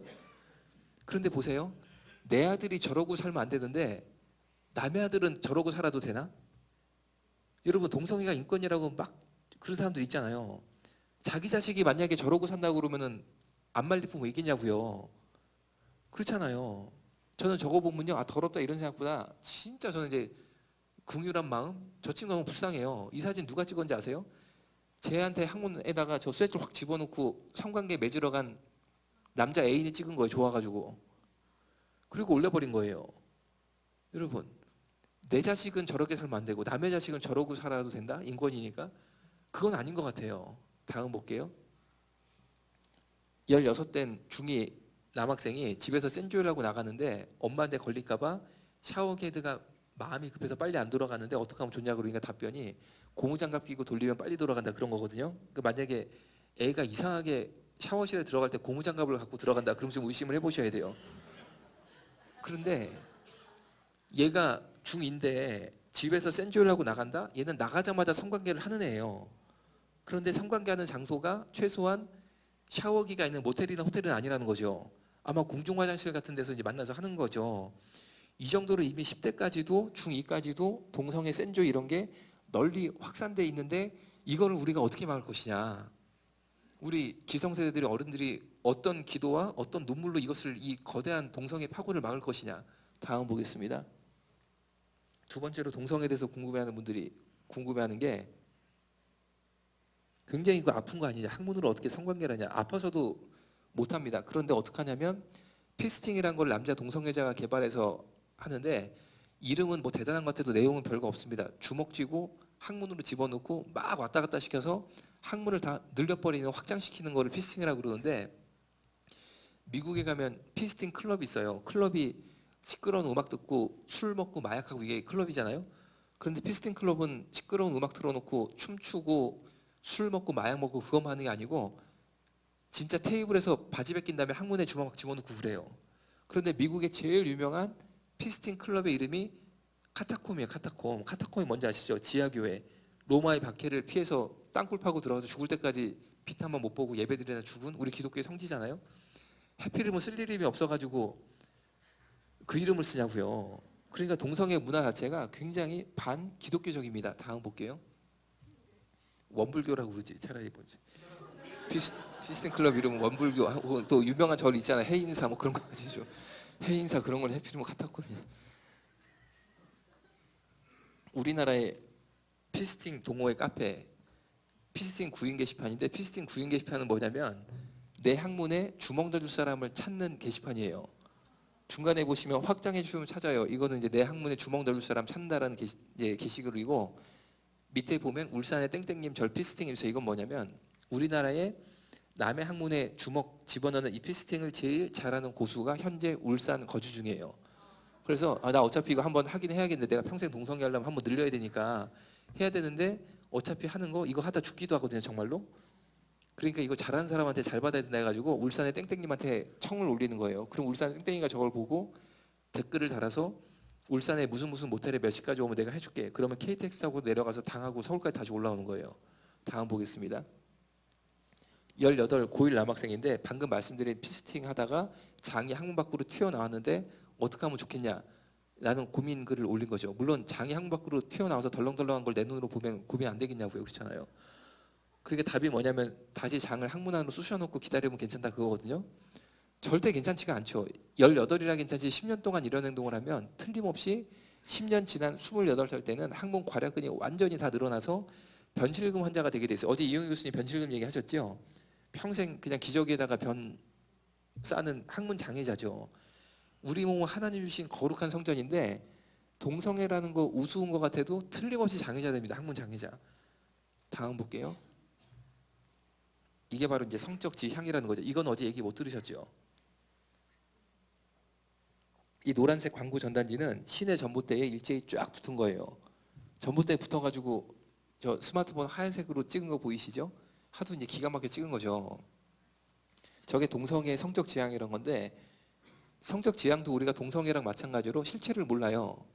SM 섭구암, 바텀 섭구암. 저게 이 사람의 성적 지향인데 SM은 세디스트 메조키스트의 준말로 일반적인 성관계로 만족이 안 되고 고문해야 되는 건데 보통 어떻게 하냐면 수갑을 채운 다음에 옆에다가 절에서 쓰는 굵은 조 있잖아요. 불을 붙이고 그 다음에 채찍, 몽둥이 등으로 고문을 하다가 촌농을 떨어뜨려서 화상을 입혀요. 그게 SM이고 섭은 뭐냐면 노예 역할하면 섭이라고 그러고 주인 역할하면 돔이라고 그래요. 때리는 사람을 돔이라고 그러고 맞는 사람을 섭이라고 그래요. 그리고 바텀은 뭐냐면 남자 성관계할 때 여자 역할은 바텀이라고 그럽니다.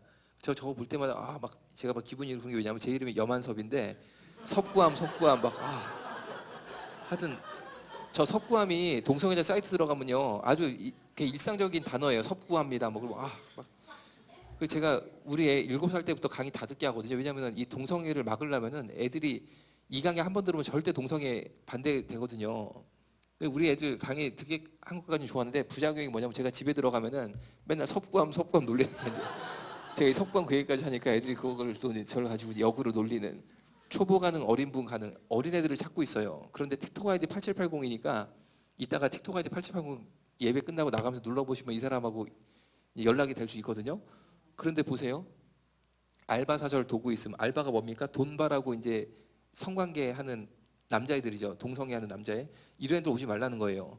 자원에서 기쁨으로 할 애들만 오는데 도구 있으면 도구 있다 이런 얘기잖아요. 그런데 우리 큰애가 초등학교 3학년인데 얘가 스마트폰이 있어요. 우연히 길을 가다가 이걸 보고 이거 뭐 재밌는 놀이 같잖아요. 도구 있음, 뭐 어린붕 관응 뭐 이러니까 틱톡 아이디 88공 연락해서 이 이상한 아저씨 만나면 어떻게 돼? 큰일 나는 거 아니에요. 저는 학부형 입장에서 이런 게 대한민국에 자유롭게 붙어 있는 거는 잘못됐다고 생각을 해요. 그런데 차별금지법 통과되면 잘못됐다라고 말을 못 해요. 왜 차별하냐고 성적 지향을 제가 벌금을 내야 된다니까요. 그런데 어떤 학생들 중에 모르고 이거 만나가지고 큰일 나는 친구들이 있거든요. 예를 들어 보여드릴게요. 다음 볼게요. 이 친구는요 23살인데 23살이면 아직 어린 거죠. 그런데 28살짜리 형을 아까 본 광고 같은 걸 보고 만난 거예요. 만났는데 이 사람이 SM이라고 해서 SM에 수갑 채운다고 그랬잖아요. 수갑이 집에 가니까 막 있는 거예요. 그래가지고 이거 재밌겠다 하니까 형이 야 너 한 번만 해봐라. 조금만 이게 수갑 채운 다음에 금방 풀어질 테니까 재미로 한번 해보자. 그래가 재미로 한번 해봤대요. 별일 뭐 남자끼리야 뭐 별일 있겠냐. 나도 23살이고 나도 운동계나 했는데 뭐 내가 별일 있겠냐 해가지고 아무 생각 없이 수갑을 발수갑 손수갑을 찬 거예요. 그러니까 어떻게 했는지 아세요? 저 밑에 내용인데 남자들 요도라고 있어요. 요도. 거기다가 쇠젓가락을 확 집어넣은 거예요. 그리고 그걸 막 흔들어 버렸어요. 그래가지고 이 사람이 이 내용 그대로잖아요. 요도가 이제 찢어질 것 같이 뭐가 들어오니까 아파가지고 소리를 지르면서 내가 여기서 살아서 나가야겠다 이 생각밖에 안 들더래요. 그래가지고 원하는 거 다 해줄 테니까 제발 날 살려달라고 말 풀어달라니까 학문 성관계 원한다고 그래서 학문 성관계 강제로 당하고 헤어졌는데 경찰에 신고하려고 그래도 이 밑에 내용이 저거잖아요. 사진하고 동영상을 찍혔다는 거예요. 그리고 협박을 당했대요. 너 신고하면 동영상 사진 인터넷에 올려버린다 유튜브에. 그러니까 신고해가지고 그 사람 처벌받으면 뭐예요? 내 이상한 사진 유튜브에 올라가면은 미래가 어떻게 되냐고. 그래가지고 신고도 못한다는 거예요. 자기가 자기 인생의 미래를 위해서. 여러분 절대 가볍게 볼 문제가 아니라니까요. 남의 자식이라 여러분 그냥 으악 하고 끝날 줄 모르지만 내 자식이 저런 일 당했다고 생각하면 진짜 눈 돌아가는 일이죠. 눈 돌아가는 일. 근데 여러분 아까 본 노란색 광고 전단지 SM 섭구함 바텀 섭구함 그게 막 붙어 다녀? 여러분 그거가 우리나라에 처벌이 안 돼요. 동성애 자유라고. 정말 이상한 거 아니에요? 그런데 차별금지법까지 통과가 되면 그거 이상한 거다란 말도 못 해요. 다음 보겠습니다. 이렇게 동성애를 하면은 에이즈에 걸릴 수밖에 없는데 놀라운 건 동성애로 에이즈에 걸리면 치료비, 약값, 간병비 등등 100% 국민 세금으로 지원되는 유일한 질병 에이즈라는 거죠. 그러면은 어떤 치료를 받아야 되냐? 수없이 많은 치료, 검사, 입원을 받아야 되는데 한 가지 대표적인 것만 설명드리면 아까 말씀드린 항바이러스 제제 알약 이걸 먹어야지만 에이즈 바이러스가 치료는 안 되지만 억제를 하는 거죠. 이제 확 증식하는 걸. 그러니까 이걸 먹으면 30년을 더 살아요. 그러니까 30년 동안 계속 먹어야 돼요. 그런데 나중에는 이 약에 내성이 생겨서 죽어요. 결국엔. 그런데 어쨌든 간에 30년을 살아야 되니까 이걸 매일 이 세알을 먹는데 이 세알 먹는 약값이 600만 원이에요. 600만 원. 그걸 여러분들 세금으로 다 내고 있어요. 이 슬라이드 뭐냐면요. 600만 원이 나오면 본인 부담금은 10%인 60만 원을 병원에 내고 90% 540만 원은 국가가 병원에 바로 줘버리거든요. 그리고 환자는 병원에 10%인 60만 원 내고 60만 원짜리 병원비 영수증을 받았잖아요. 이걸 갖고 보건소에 가서 보여주면요. 60만 원 현찰로 바로 줘버려요. 그래서 100% 지원을 받는데 간병비는 얼마 주냐? 국립중앙의료원에 장기 입원하고 있는 장기 요양 에이즈 환자들이 있는데 한 달에 간병비 180만 원씩 받아요. 그리고 심지어 제주도에 있는 에이즈 환자가 난 제주도 의사들 좀 그렇다. 난 우리나라에 제일 유명한 서울대학교 병원이나 세브란스 병원 의사들한테 난 처방을 받고 싶다. 한 달에 한 번씩 가서 약을 받아야겠다. 그러면 비행기를 타잖아요. 제주도에서 서울까지. 비행기 값도 국민 세금으로 다 대줘요. 그리고 에이즈 환자는 입맛 없다고 국가가 반찬도 배달해줘요. 그리고 점점 나이가 들어가시니까 우리의 노후를 보장해달라고 해서 작년에 의료법이 바뀌어서 요양병원에 입원하면 치료비 70만 원, 간병비 40만 원, 도합 110만 원 정도 나옵니다. 그러니까 110만 원 매달 낼 수가 없어서 요양병원에 입원 못 하시는 어르신들도 많이 계시거든요. 그런데 동성애로 에이즈 걸리면 요양병원비 110만 원, 죽을 때까지 평생 국민 세금으로 100% 지원. 그러니까 노후 보장 하는 길은 에이즈 걸릴 수밖에 없나? 그 생각까지 드는 거예요. 모든 게 다 보장이 되는 모든 게 다 보장되는 거예요. 다음 슬라이드 볼게요. 이거는 동성애자 사이트에 올라온 거를 캡처한 건데 뭐냐면 여기 나온 노콘이 뭐냐면 노콘돔, 콘돔 없이 성관계하는 거.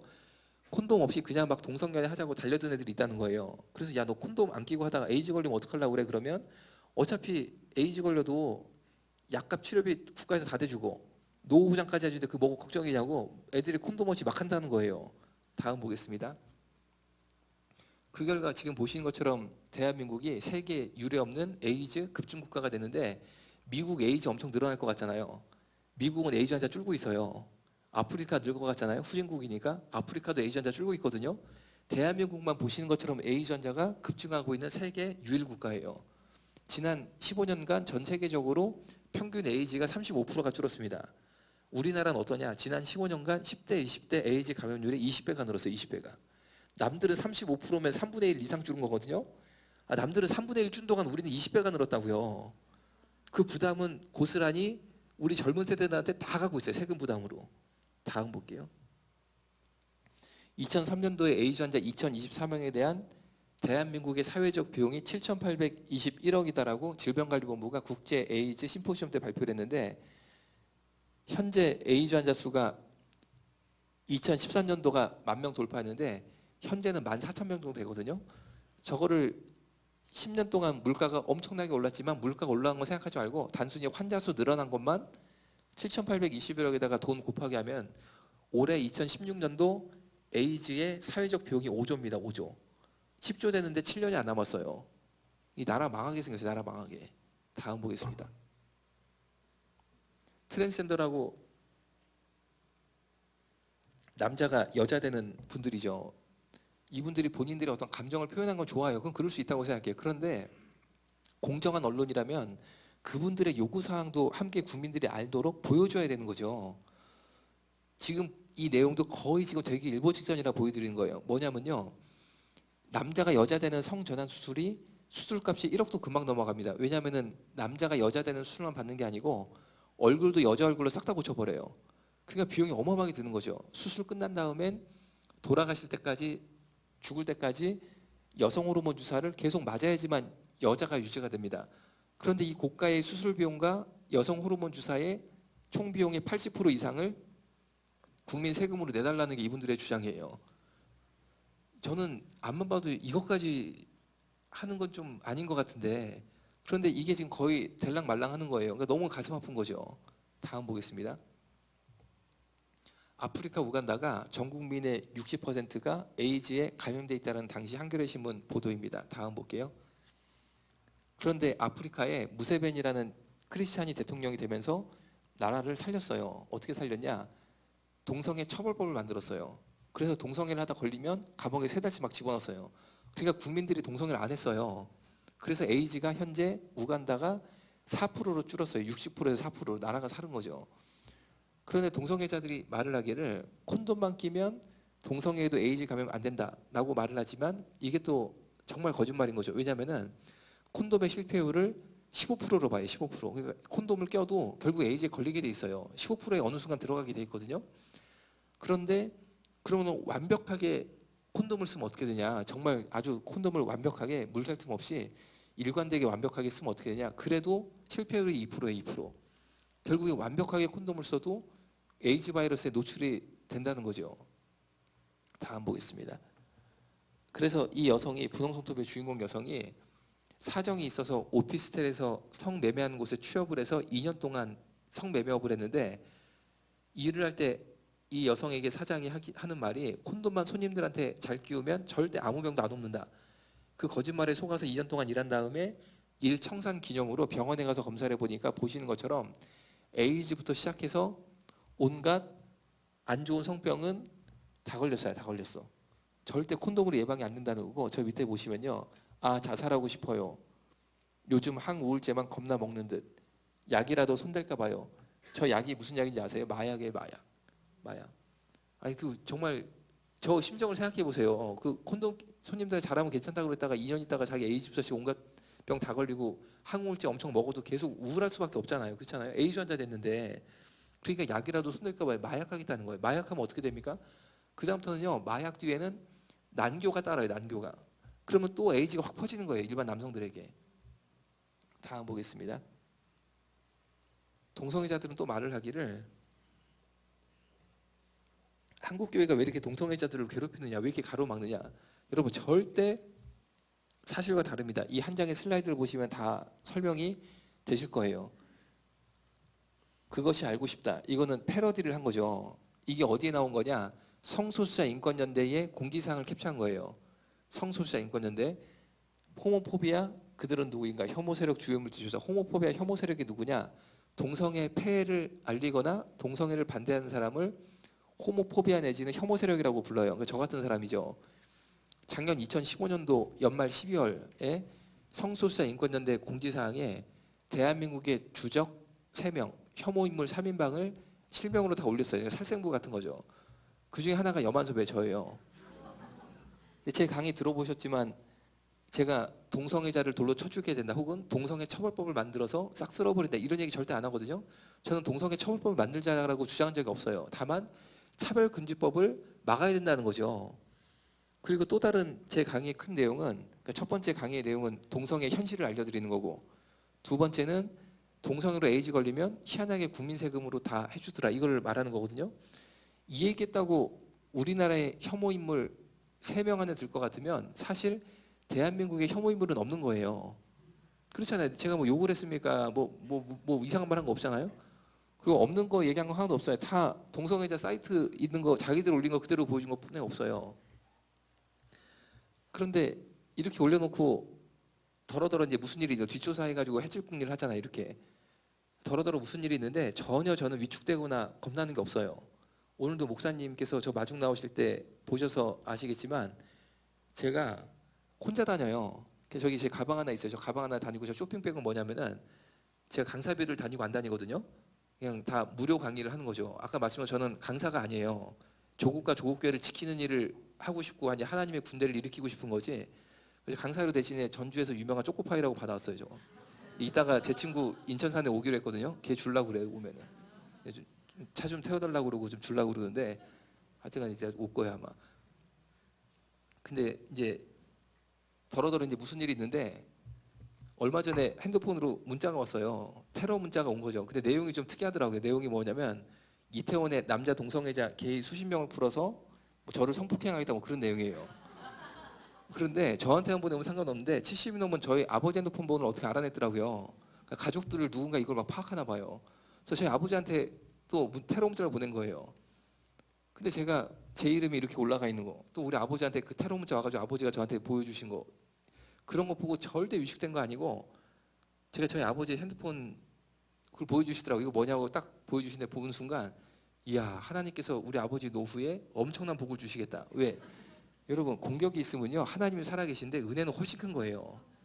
그리고 그 3명 주적 그 살생부에 제 이름 올라온 거 봤을 때 제가 위축되거나 전혀 그런 느낌이 없고 제가 기도했어요. 살아계신 하나님, 예수님 다시 만난 날까지 3위권박을 벗어나지 않게 하여 주옵소서 기도했어요. 그리고 올해는 그 기도가 응답이 돼가지고 대구 퀴어 축제 때 올해는 오프라인으로 그냥 발표를 했어요. 이렇게 다 모아놓고 인터넷에 올리니까 좀 문제가 되나 봐요. 근데 7명 주적을 뽑았거든요 올해는. 그런데 첫 번째가 염한섭이에요. 첫 번째가. 그러니까 얼마나 감사해요. 그리고 제 얼굴 보세요. 내가 공격받아가지고 썩은 얼굴 아니고 얼굴이 좋잖아요. 괜찮잖아요. 이 수염을 왜 길렀냐면은 현장에서 세게 막 부딪힐 때가 있거든요. 목사님 말씀하신 대로 서울대 강의 가니까 서울대 총학 김보미가 레즈비언이라고 커밍아웃하고 총학회장 됐잖아요. 그리고 서울대에 동성애 단체가 있어요. 동아리. 전국 대학교에 다 있어요. 서울대 퀴어즈에 걔네들이 퀴어즈 애들. 그리고 서울대 총학 애들이 다 몰려와가지고 저 맞겠다고 다 이렇게 뛰쳐나온 거예요 여기. 그럴 때 현장에서 좀 강하게 부딪히는 거. 또 얼마 전에는 전라도 광주에 동성애 강의 20분 하러 갔거든요. 그러니까 염한섭 서울 저기 전라도 광주 시위에 뜬다고 전국의 동성애자 다 집결한 거 저 앞에 강의실 앞에 저 잡는다고. 제가 잡힙니까? 하나님이 나랑 함께 하시는데 걔는 수십만 명이 저를 잡으려고 애를 써도 저 혼자 가방 하나 메고 다녀도 날 못 잡어. 왜? 하나님이 함께 하시는데 무슨 수를 잡습니까? 그렇잖아요. 저는요 얼마나 이게 기쁘고 감사한지 진짜 저는 복 받았다고 생각하고, 그리고 어떤 분은요 동성애 반대 전단지를 나눠주다가 관절염이 치료되는 역사도 있었어요. 무릎이 아파가지고 이거 도무지 못한다 생각했는데 이게 하나님 일이니까 해야 된다. 지금 조국 교회가 위험한데 해야지 해가지고 그분이 그걸 가지고 막 길에서 나눠주는데 끝나고 집에 와 보니까 무릎이 안 아프더래 이상하게. 근데 그분이요 진짜 무릎 관절을 싹 치료받았어요. 왜? 하나님이 기뻐하신 일을 해야지 응답받는 거예요. 다음 보겠습니다. 그럼 이 성소수자단체가 진짜 순수한 인권단체냐? 절대 그렇지 않아요. 통합진보당이 해산 결정된 이유는 통합진보당의 국회의원 이석기 씨가 말한 것처럼 가스총 보유하고 있다가 김정은의 명령에 따라서 대한민국의 기관시설을 타격하자라는 등 좀 이상한 얘기를 했었어요. 그런데 통합진보당 해산 결정이 되자 통합진보당 해산 결정이 잘못됐다면서 일제히 규탄 성명서를 냈는데 다음 볼게요. 대한민국의 대표적인 성소수자단체 A단체가 노란 줄 친 것처럼 일제히 다 통합진보당 해산 결정을 반대하는 규탄하는 성명서를 냈는데 내용이 뭐였냐? 다음 보시면 위에 빨간 줄이죠. 통합진보당 3만 당원과 우리는 끝까지 함께한다. 밑에는 박근혜 정권은 인권 탄압 세력 독재 세력이다. 저렇게 이제 올린 거죠. 그러면 통합진보당이랑 동성애자랑 무슨 상관이 있느냐? 상관이 있는 정도가 아니고 한 몸이죠. 왜냐하면은 통합진보당의 해산 결정될 당시에 통합진보당의 위원장 정민석 씨가 성소수자 인권연대의 직전 대표였어요. 그리고 현재 성소수자 인권연대 대표 곽유경 씨가 통합진보당의 전신인 민주노동당의 영등포지구 대의원 출신이에요. 다음 볼게요. 우리나라는 사상의 자유가 있기 때문에 공산주의를 해도 괜찮아요. 뭐 공산주의를 해도 전혀 처벌도 없고 자유입니다. 그런데 매년 공산주의자들이 대회를 열어요. 막시즘 대회. 막시즘이 마르크스주의 공산주의거든요. 그런데 매년 열리는 공산주의 대회의 주요 주제가 보시는 것처럼 동성애. 다음 볼게요. 노동자 연대는 우리나라 공산주의자들의 기관지예요. 공산주의 기관지. 저기에 현재 성소수자 인권연대 대표 곽유경 씨가 글을 쓴 것처럼 성소수자 해방 운동은 우리나라에서 마르크스주의 관점에서 한다는 거예요. 즉 대한민국의 동성애 운동은 공산주의예요. 다음 보겠습니다. 2014년도 공산주의 대회 포스터인데 성소수자 해방 운동과 마르크스주의라고 돼 있잖아요. 저게 무슨 내용이냐? 매년 열리는 공산주의 대회에 주제가 저래봤자 몇 개입니까? 그렇잖아요. 몇 개가 되지도 않는데 성소수자 동성애 운동이 주제 중에 하나란 말이에요. 매년 성소수자 해방 운동과 마르크스주의가 뭐냐? 매년 저걸 가지고 막 하는 거잖아요. 강의를. 저게 책 이름이에요. 책 이름. 저 책이 국가보안법에 의해서 이적 도서로 돼가지고 현재는 절판된 책이죠. 그런데 저 책이 옛날에 정말 좀 국가보안법이 잘못 사용될 군사정권 때 금지 서적이 된 게 아니에요. 요새는 거의 이적 서적 없거든요. 그럼 저게 왜 이적 서적이 됐냐? 내용이 뭐냐면 이런 내용입니다. 성소수자들을 억압하는 뿌리가 뭐냐? 교회일 것 같잖아요. 그게 아니고 자본가라고 판단을 해요. 동성애 단체들은. 자본가들이 왜 동성애자들을 탄압하느냐? 그리고 교회는 뭐냐? 자본가들이 교회를 활용해서 동성애자들을 탄압한다고 생각하는 거예요. 그러면 왜 그러냐? 이런 내용에 삼성, LG 같은 거대 공장이 돌아가야지만 이건희 회장도 계속 부자가 되고 LG의 뭐 구 무슨 회장도 부자가 되잖아요. 그 부를 계속 만들려면 공장을 막 돌려야 되는데 공장을 돌리려면 노동자들이 계속 애를 낳아줘야 된다는 거예요. 대대로. 그 애를 공장에 갖다 바쳐야지만 노동자로 쓰고 공장에 돌아가고 부자 되고. 그런데 성소수자들은 애를 안 낳잖아요. 성소수자가 많아지면 공장이 문을 닫는다는 거예요. 그래서 그거를 막기 위해서 자본가들이 동성애자들을 탄압한다는 거니까 저 책의 결론이 뭐냐면요. 왜 이적서적이 됐느냐? 북한을 찬양해서냐? 그게 아니고 저 책의 결론이 뭐냐면 성소수자 동성애자를 해방시키기 위해서 자본주의를 붕괴시켜야 되고 대한민국을 무너뜨려야 된다는 거예요. 그래야지만 성소수자 해방이 된다는 거죠. 그런데 여러분 이거는 공상과학 같은 얘기예요. 제가 결혼해서 애가 셋이지만 우리 아내랑 연애할 때 사랑하는 누구씨 자본주의 사회를 유지하기 위해서 저랑 결혼해 주겠어 이렇게 했냐고요. 또 애를 셋을 낳는데 애 하나 낳을 때마다 여보 고마워 삼성의 밭을 LG의 밭을 노동자를 생산해서 고마워 이렇게 했냐고요. 사랑하니까 결혼하고 결혼하니까 애가 낳는 건 자연스러운 거거든요. 그런데 이 말도 안 되는 여기에 이 동성애 단체 동성애자들이 사로잡혀 있어요. 꼭 그 신천지 빠진 거랑 비슷해요. 신천지 빠져버리면 이만희가 예수잖아요. 그게 말이 되냐고요. 이만희가 무슨 예수예요. 그렇잖아요. 그런데 여기에 그냥 말도 안 되는 게 빠져가지고 자본주의를 붕괴시키는 계속 이렇게 나가는 거예요. 계속 이렇게. 다음 보겠습니다. 작년 12월에 광화문 일대에 민중 총궐기대회가 있었잖아요. 뭐 그럴 수 있어요. 뭐 하다 보면 이렇게 대규모 집회가 있을 수도 있죠. 그런데 문제가 뭐였냐면 그 민중 총궐기대회 때 보시는 것처럼 성소수자들이 이때다 싶었던 거, 이때다. 대한민국을 전복시킬 때는 이때다. 왜 찬송가도 있잖아요. 이때라 그거 있잖아요. 이때다 싶어가지고 성소수자 걸기대회로 다 뭉쳐서 다 튀어나왔어요. 강화문으로. 그래서 주먹 보이시잖아요. 야 진짜 자본주의 사회 이 대한민국을 한번 전복시키고 성소수자 해방운동을 시켜보자 해가지고 튀어나왔는데 본인들이 차별받는 이유를 다 적어서 나왔어요. 이런 이유 때문에 우리가 대한민국을 전복시켜야 된다. 의료계에 대한 요구는 서울시립 보라의병원 에이즈 감염의 차별진료 논란 저거 하나거든요. 그러니까 제가 의사니까 저거 하나만 설명을 드릴게요. 먼저 저거 보여드리기 전에 다음 슬라이드 볼게요. 당시 시위 모습 정경버스 부수고 그 다음 자 차벽이라고 정경버스 따닥따닥 붙여놓고 차벽 뒤에는 정경들이 쫙 앉아 있었어요. 왜냐하면 차벽을 넘어서 만약에 시위대가 진입을 하면은 그걸 진압을 해야 되니까 차벽 뒤에 정경들이 다 이렇게 앉아 있었거든요. 그런데 차벽에다가 줄 매달아서 당긴 건 우리가 봤잖아요, 그렇죠? 근데 그거는 저는 솔직히 뭐 그럴 수 있다고 생각해요. 시위가 좀 하다 보면은 줄 좀 잡아 당길 수도 있겠죠. 뭐 그럴 수 있는 거 아니겠어요, 하다 보면. 그런데 그게 문제가 아니었고 저 초록색 옷을 입은 남성이 정경버스에 딱 붙더니만 주유구를 열더니 주유구에 불을 붙였네. 불 붙인 거 보이시죠, 저기? 저 불이 하나님 은혜로 연료통까지 안 가서 꺼져서 다행이지 저게 연료통까지 갔으면 저 정경버스는 폭발했고 저 차와 차 사이 보세요. 불과 5cm도 안 돼요. 5cm. 연쇄 폭발 났으면 저 뒤에 새까맣게 앉아있는 정경들이 누굽니까? 우리 아들들이에요. 우리 다 20대 초반에 애 키워봐서 알지만 쟤를 뭐 별 생각 없어요. 그냥 군대 대신 어쩌다 정경 간 것뿐이에요. 그리고 얼마나 저기서 오돌돌 떨면서 무서워하고 있겠냐고요. 몇백 명 죽었어요. 저거 연쇄 폭발 났으면은. 그러면은 20대 초반에 죄 없는 우리 아이들 몇백 명 죽여서라도 차별을 시정해야겠다는 내용이 뭐냐? 도대체 뭐가 그렇게 억울했냐? 전전 슬라이드 주목 가볼게요. 서울시립보라의병원 에이즈 감염인 차별진료 논란이 뭐냐? 에이즈 환자가 보라의병원 가가지고 사랑니를 뺐습니다. 사랑니가 썩어서. 근데 잘 뺐거든요. 그런데 뭐가 불만이라고 대한민국을 전복시키자고 저렇게 나왔느냐? 이런 내용이에요. 사랑니를 뺐는데 사랑니 빼니까 피가 나오잖아요, 계속. 근데 그 피에는 에이즈 바이러스가 있는 거죠.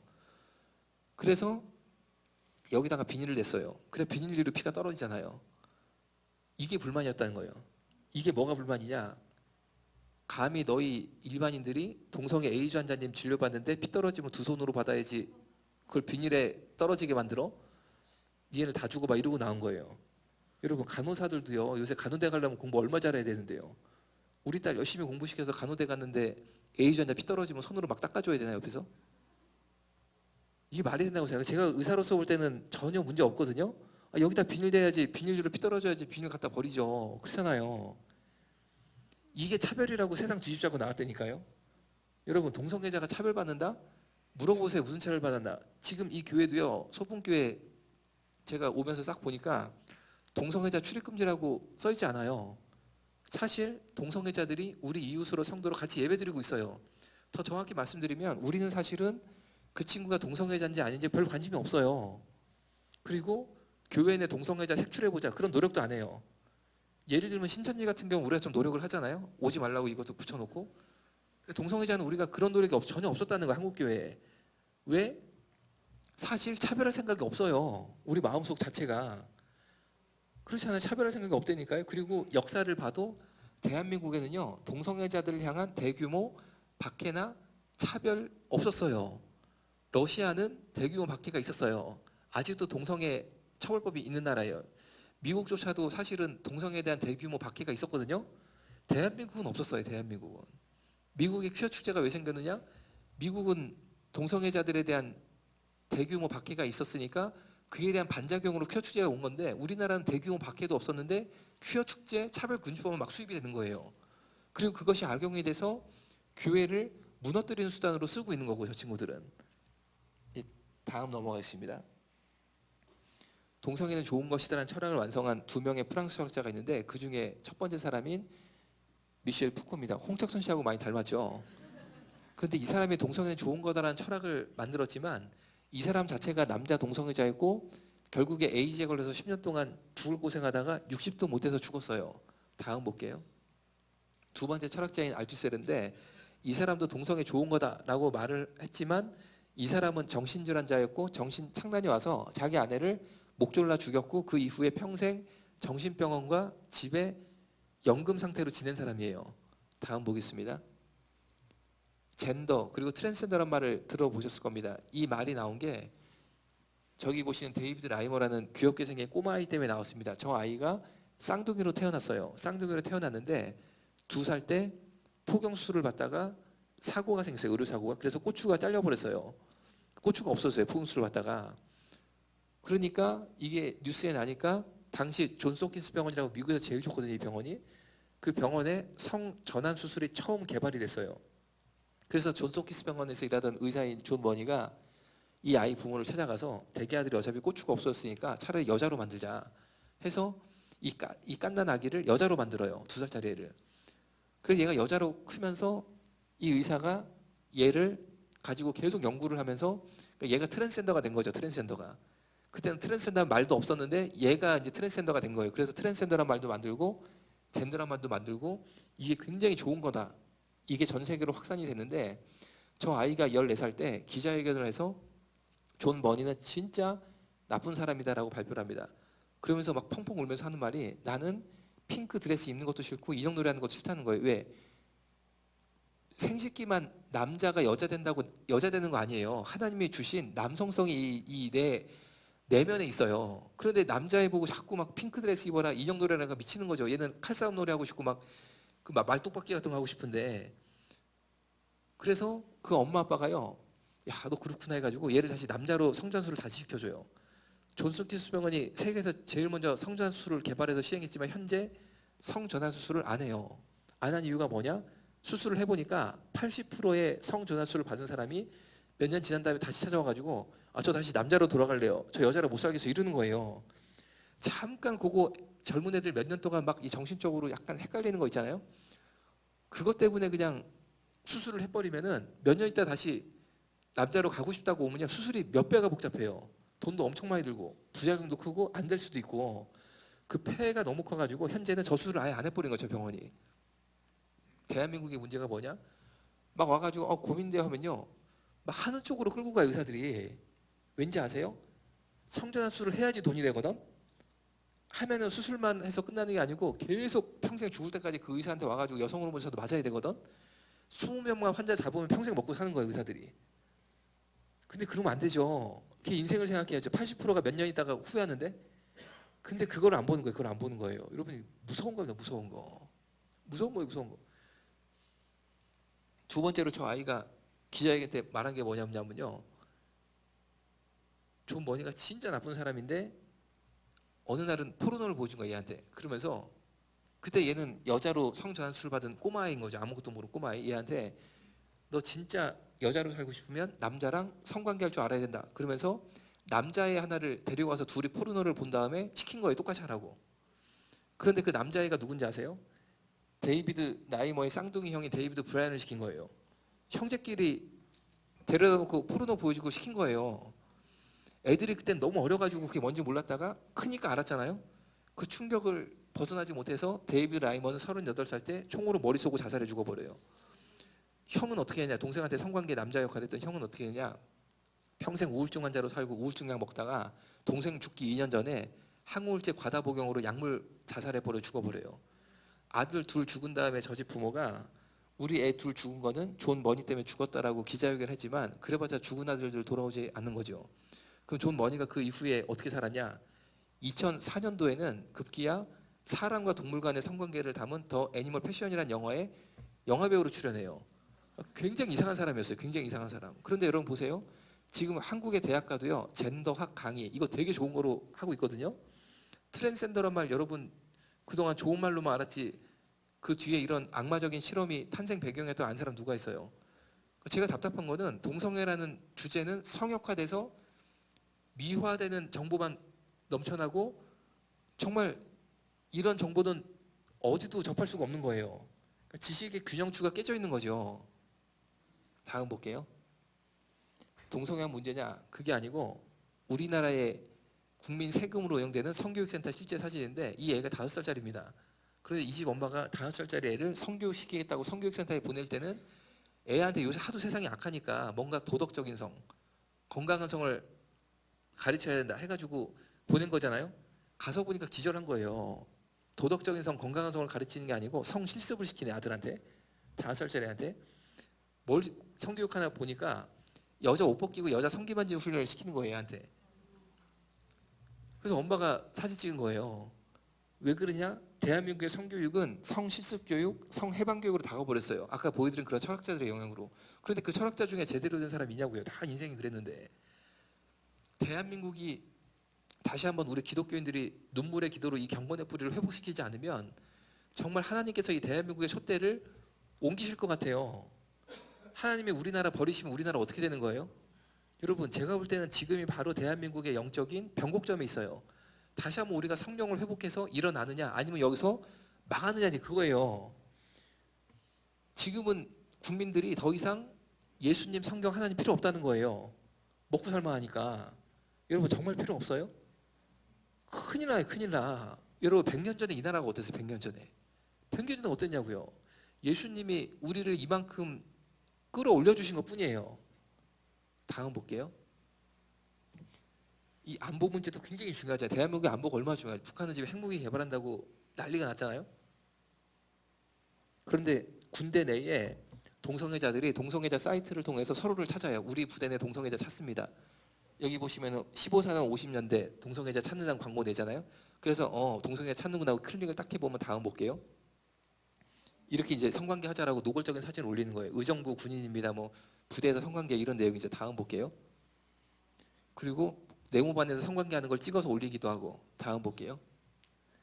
그럼 어디까지 가 있느냐? 군대 내에 각계각층에 동성애자가 없는 데가 없어요. 그런데 문제가 뭐냐면 보신 것처럼 자신들만의 사이트로 이 친구들이 서로 다 연결이 돼 있거든요.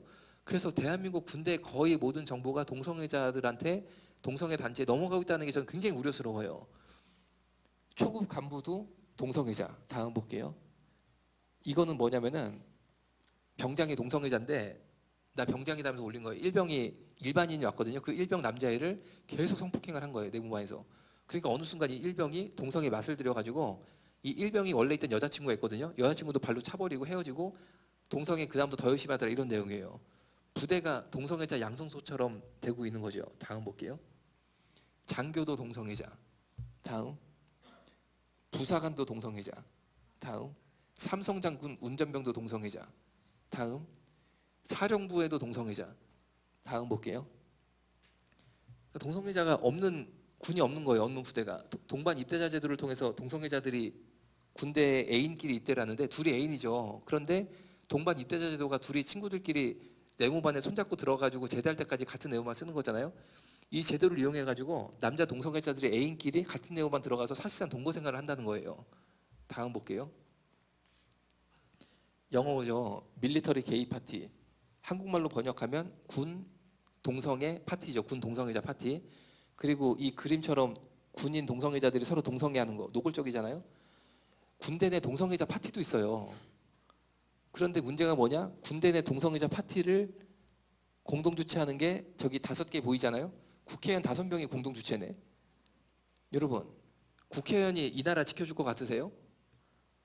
절대 아닙니다. 절대. 이 나라를 누가 지킬까요? 제가 볼 땐 여러분들이 지키는 거예요. 여러분들이.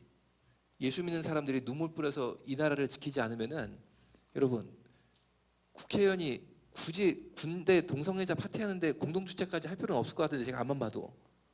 다음 볼게요. 군형법 92조가 뭐냐면은 군대 내에서 동성애하다 걸리면 영창에 가요.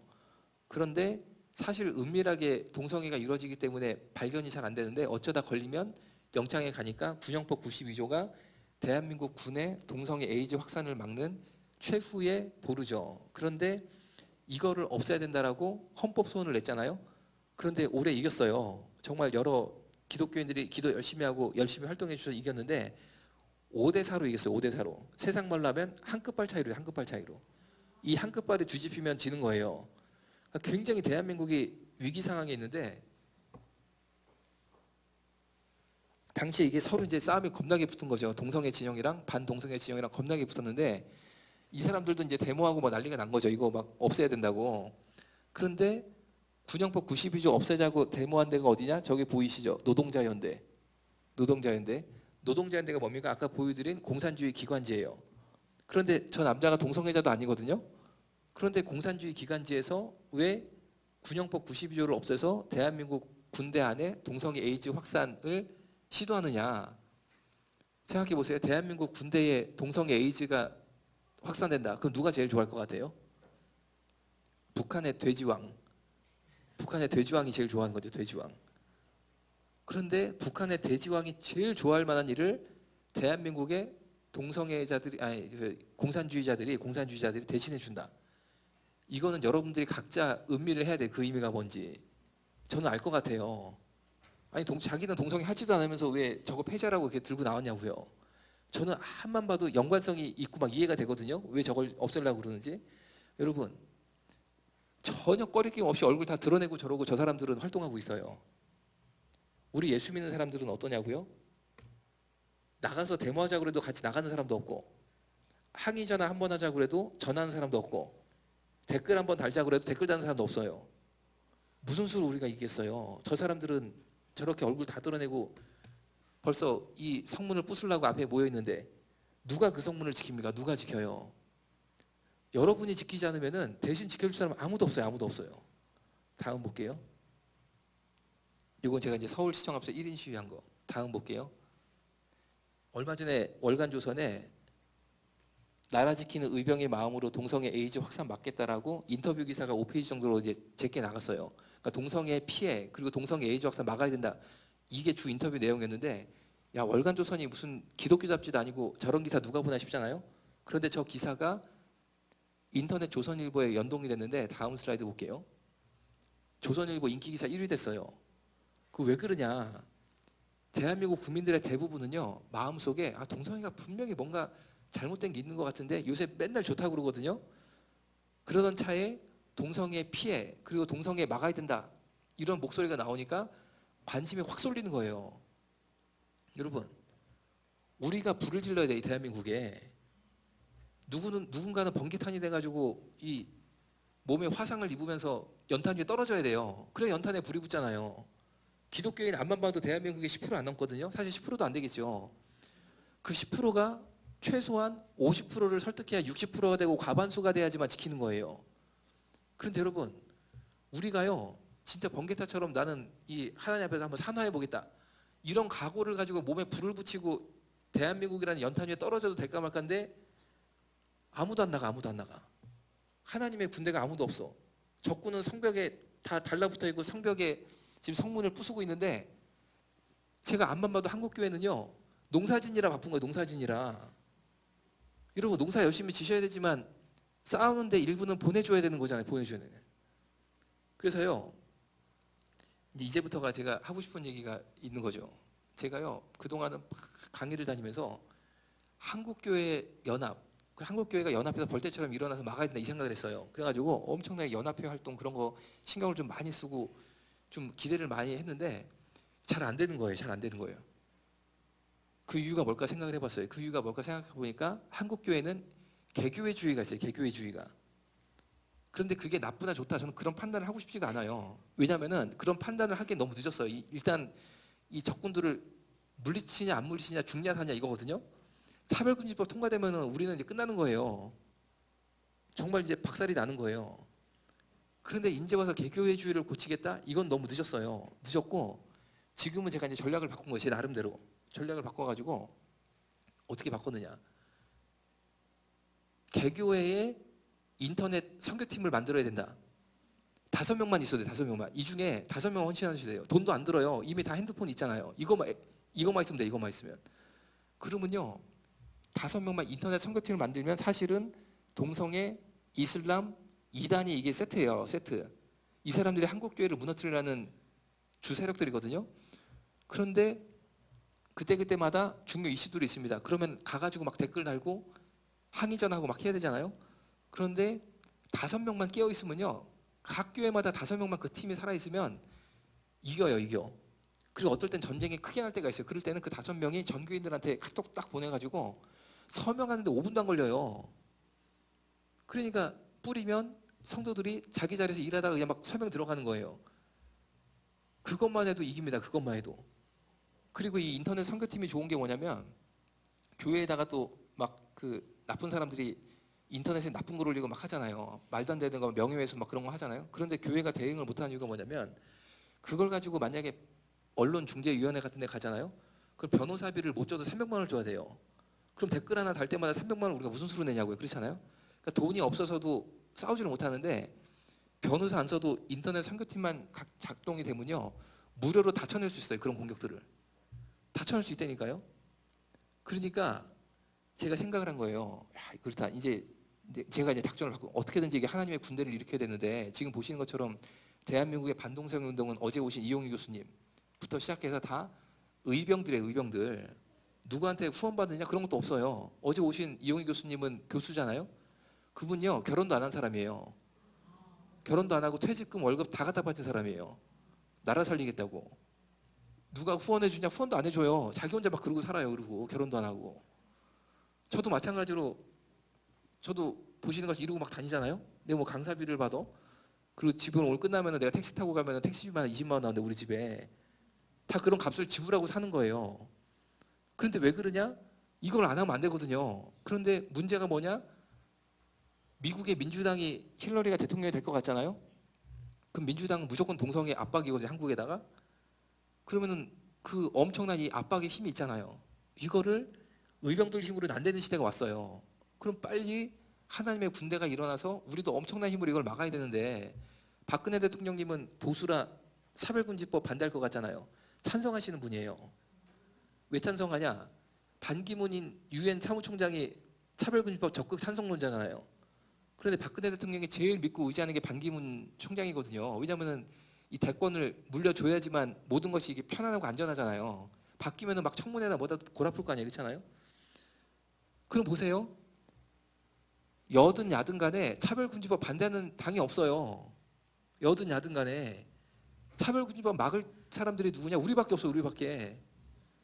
근데 우리가 안 일어나면 어떻게? 우리가 안 일어나면. 그러니까 여러분 죽기 살기로 일어나야 되는데 5명만 이 중에 헌신하셔도 헌신도 별거 아닙니다. 그냥 스마트폰 가지고 계속 이렇게 활동하시면 되는 거예요. 뭐 재정도 필요 없어, 재정도 필요 없어.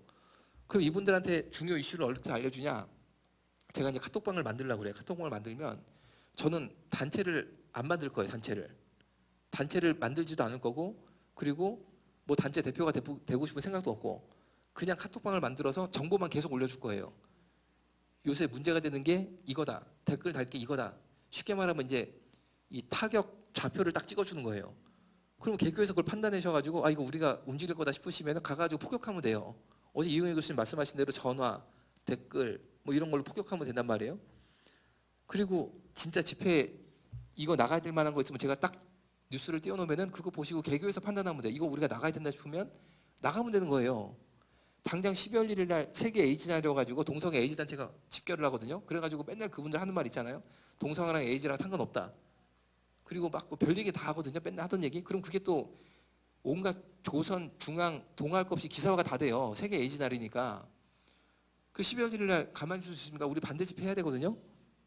그거 이제 준비하고 있단 말이에요. 그런 거 띄우면 50분 오면 되는 거고 현재 반대 집회 하는데 몇 명 모인지 아세요? 하겠다는 사람? 5명 모였어요. 5명. 한 달 전에 5명. 근데 5명이 나갈 거예요. 그러니까 여러분들이 진짜 야 5명 나가면 창피한 거 아니야? 한국교회 성도가 1000만인데 5명 모였네. 가면 5명은 밟아 죽는 거예요. 근데 그 각오를 하고 이제 나가기로 결단해서 이제 그런 일이 있으면 알려드리면 아 이거 진짜 우리 교회가 나갈 일이다 싶으면 오시면 되는 거예요. 그리고 담임 목사님의 어떤 지휘 아래 이 5명이 딱 있는 거죠. 분명하게. 그래서 카톡방을 만들어서 이제 움직이려고 그러고 특히 교회에다가 개교의 명예훼손 막 들어오는 거 있잖아요. 다 쳐내는 방법이 있어요. 방송통신위원회, 언론중재원회 고발하는 방법도 있거든요. 변호사 안 써도 돼요. 그거 무료로 다 가르쳐 드리는 거예요. 다 가르쳐 드리는 거. 그럼 이 사람들이 한국 교회와 내 교회를 지키는 전사가 되는 거죠. 전사가. 그러니까 여러분, 야 내가 한번 인터넷 선교회에 가입해서 조국 교회와 동성애 이슬람 이단 그리고 내 교회의 소풍교회를 나는 좀 지켜야겠다 싶은 분 있으시면은 이따가 목사님한테 다 신청하세요. 다 신청하세요. 하면요, 여러분 진짜 복 받을 줄로 믿으시기 바랍니다. 그런데 이게 안 된다. 그러면 저는 오늘 이제 실패를 하고 가는 거죠. 아, 내가 그걸 왜 해? 나 뭐 이름은요, 여러분 사실 제가 실패라고 하지만 진짜 나중에 하나님 앞에 갔을 때 할 말이 없는 거죠. 이 소풍교회가 각 시대마다 하나님의 사명이 있습니다. 시대적 사명이 있어요. 이 시대의 사명은 분명히 동성애 막는 거예요. 차별금 좀 막는 거거든요. 그런데 한국 교회가 아무도 나선 사람 없어가지고 차별금 좀 통과됐다? 근데 그 시대에 내가 아무것도 안 했다?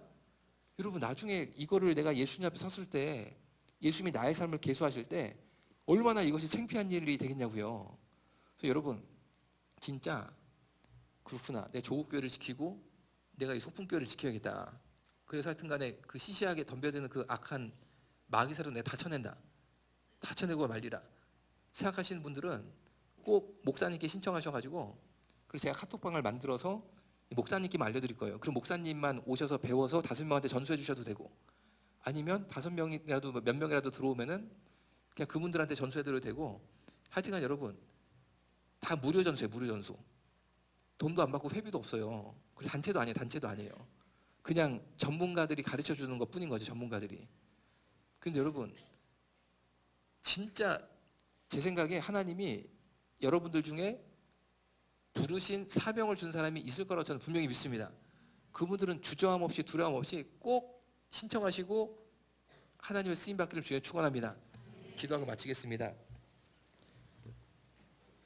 살아계신 아버지 하나님, 조국과 조국교회가 동성애 파고로 위협받고 있습니다. 차별금지법이 성문을 뚫으려고 대기 중에 있습니다. 누가 성문으로 나가서 막겠습니까? 누가 성문으로 나가서 담대히 싸우겠습니까? 주님이 소풍교회에 하나님의 전사들, 용사들이 일어나게 하여 주옵소서. 주님, 이것을 지켜야지만 막아야지만 우리의 미래 세대들이 하나님의 은혜 가운데 정상적인 교회 생활을 할 수 있고 은혜 생활을 할 수 있는데, 주님, 누가 미래 세대를 위해 피를 흘리겠습니까? 주님, 불러주시고 일으켜 주옵소서. 축복하여 주옵소서. 예수님의 이름으로 기도드렸습니다. 아멘. 감사합니다.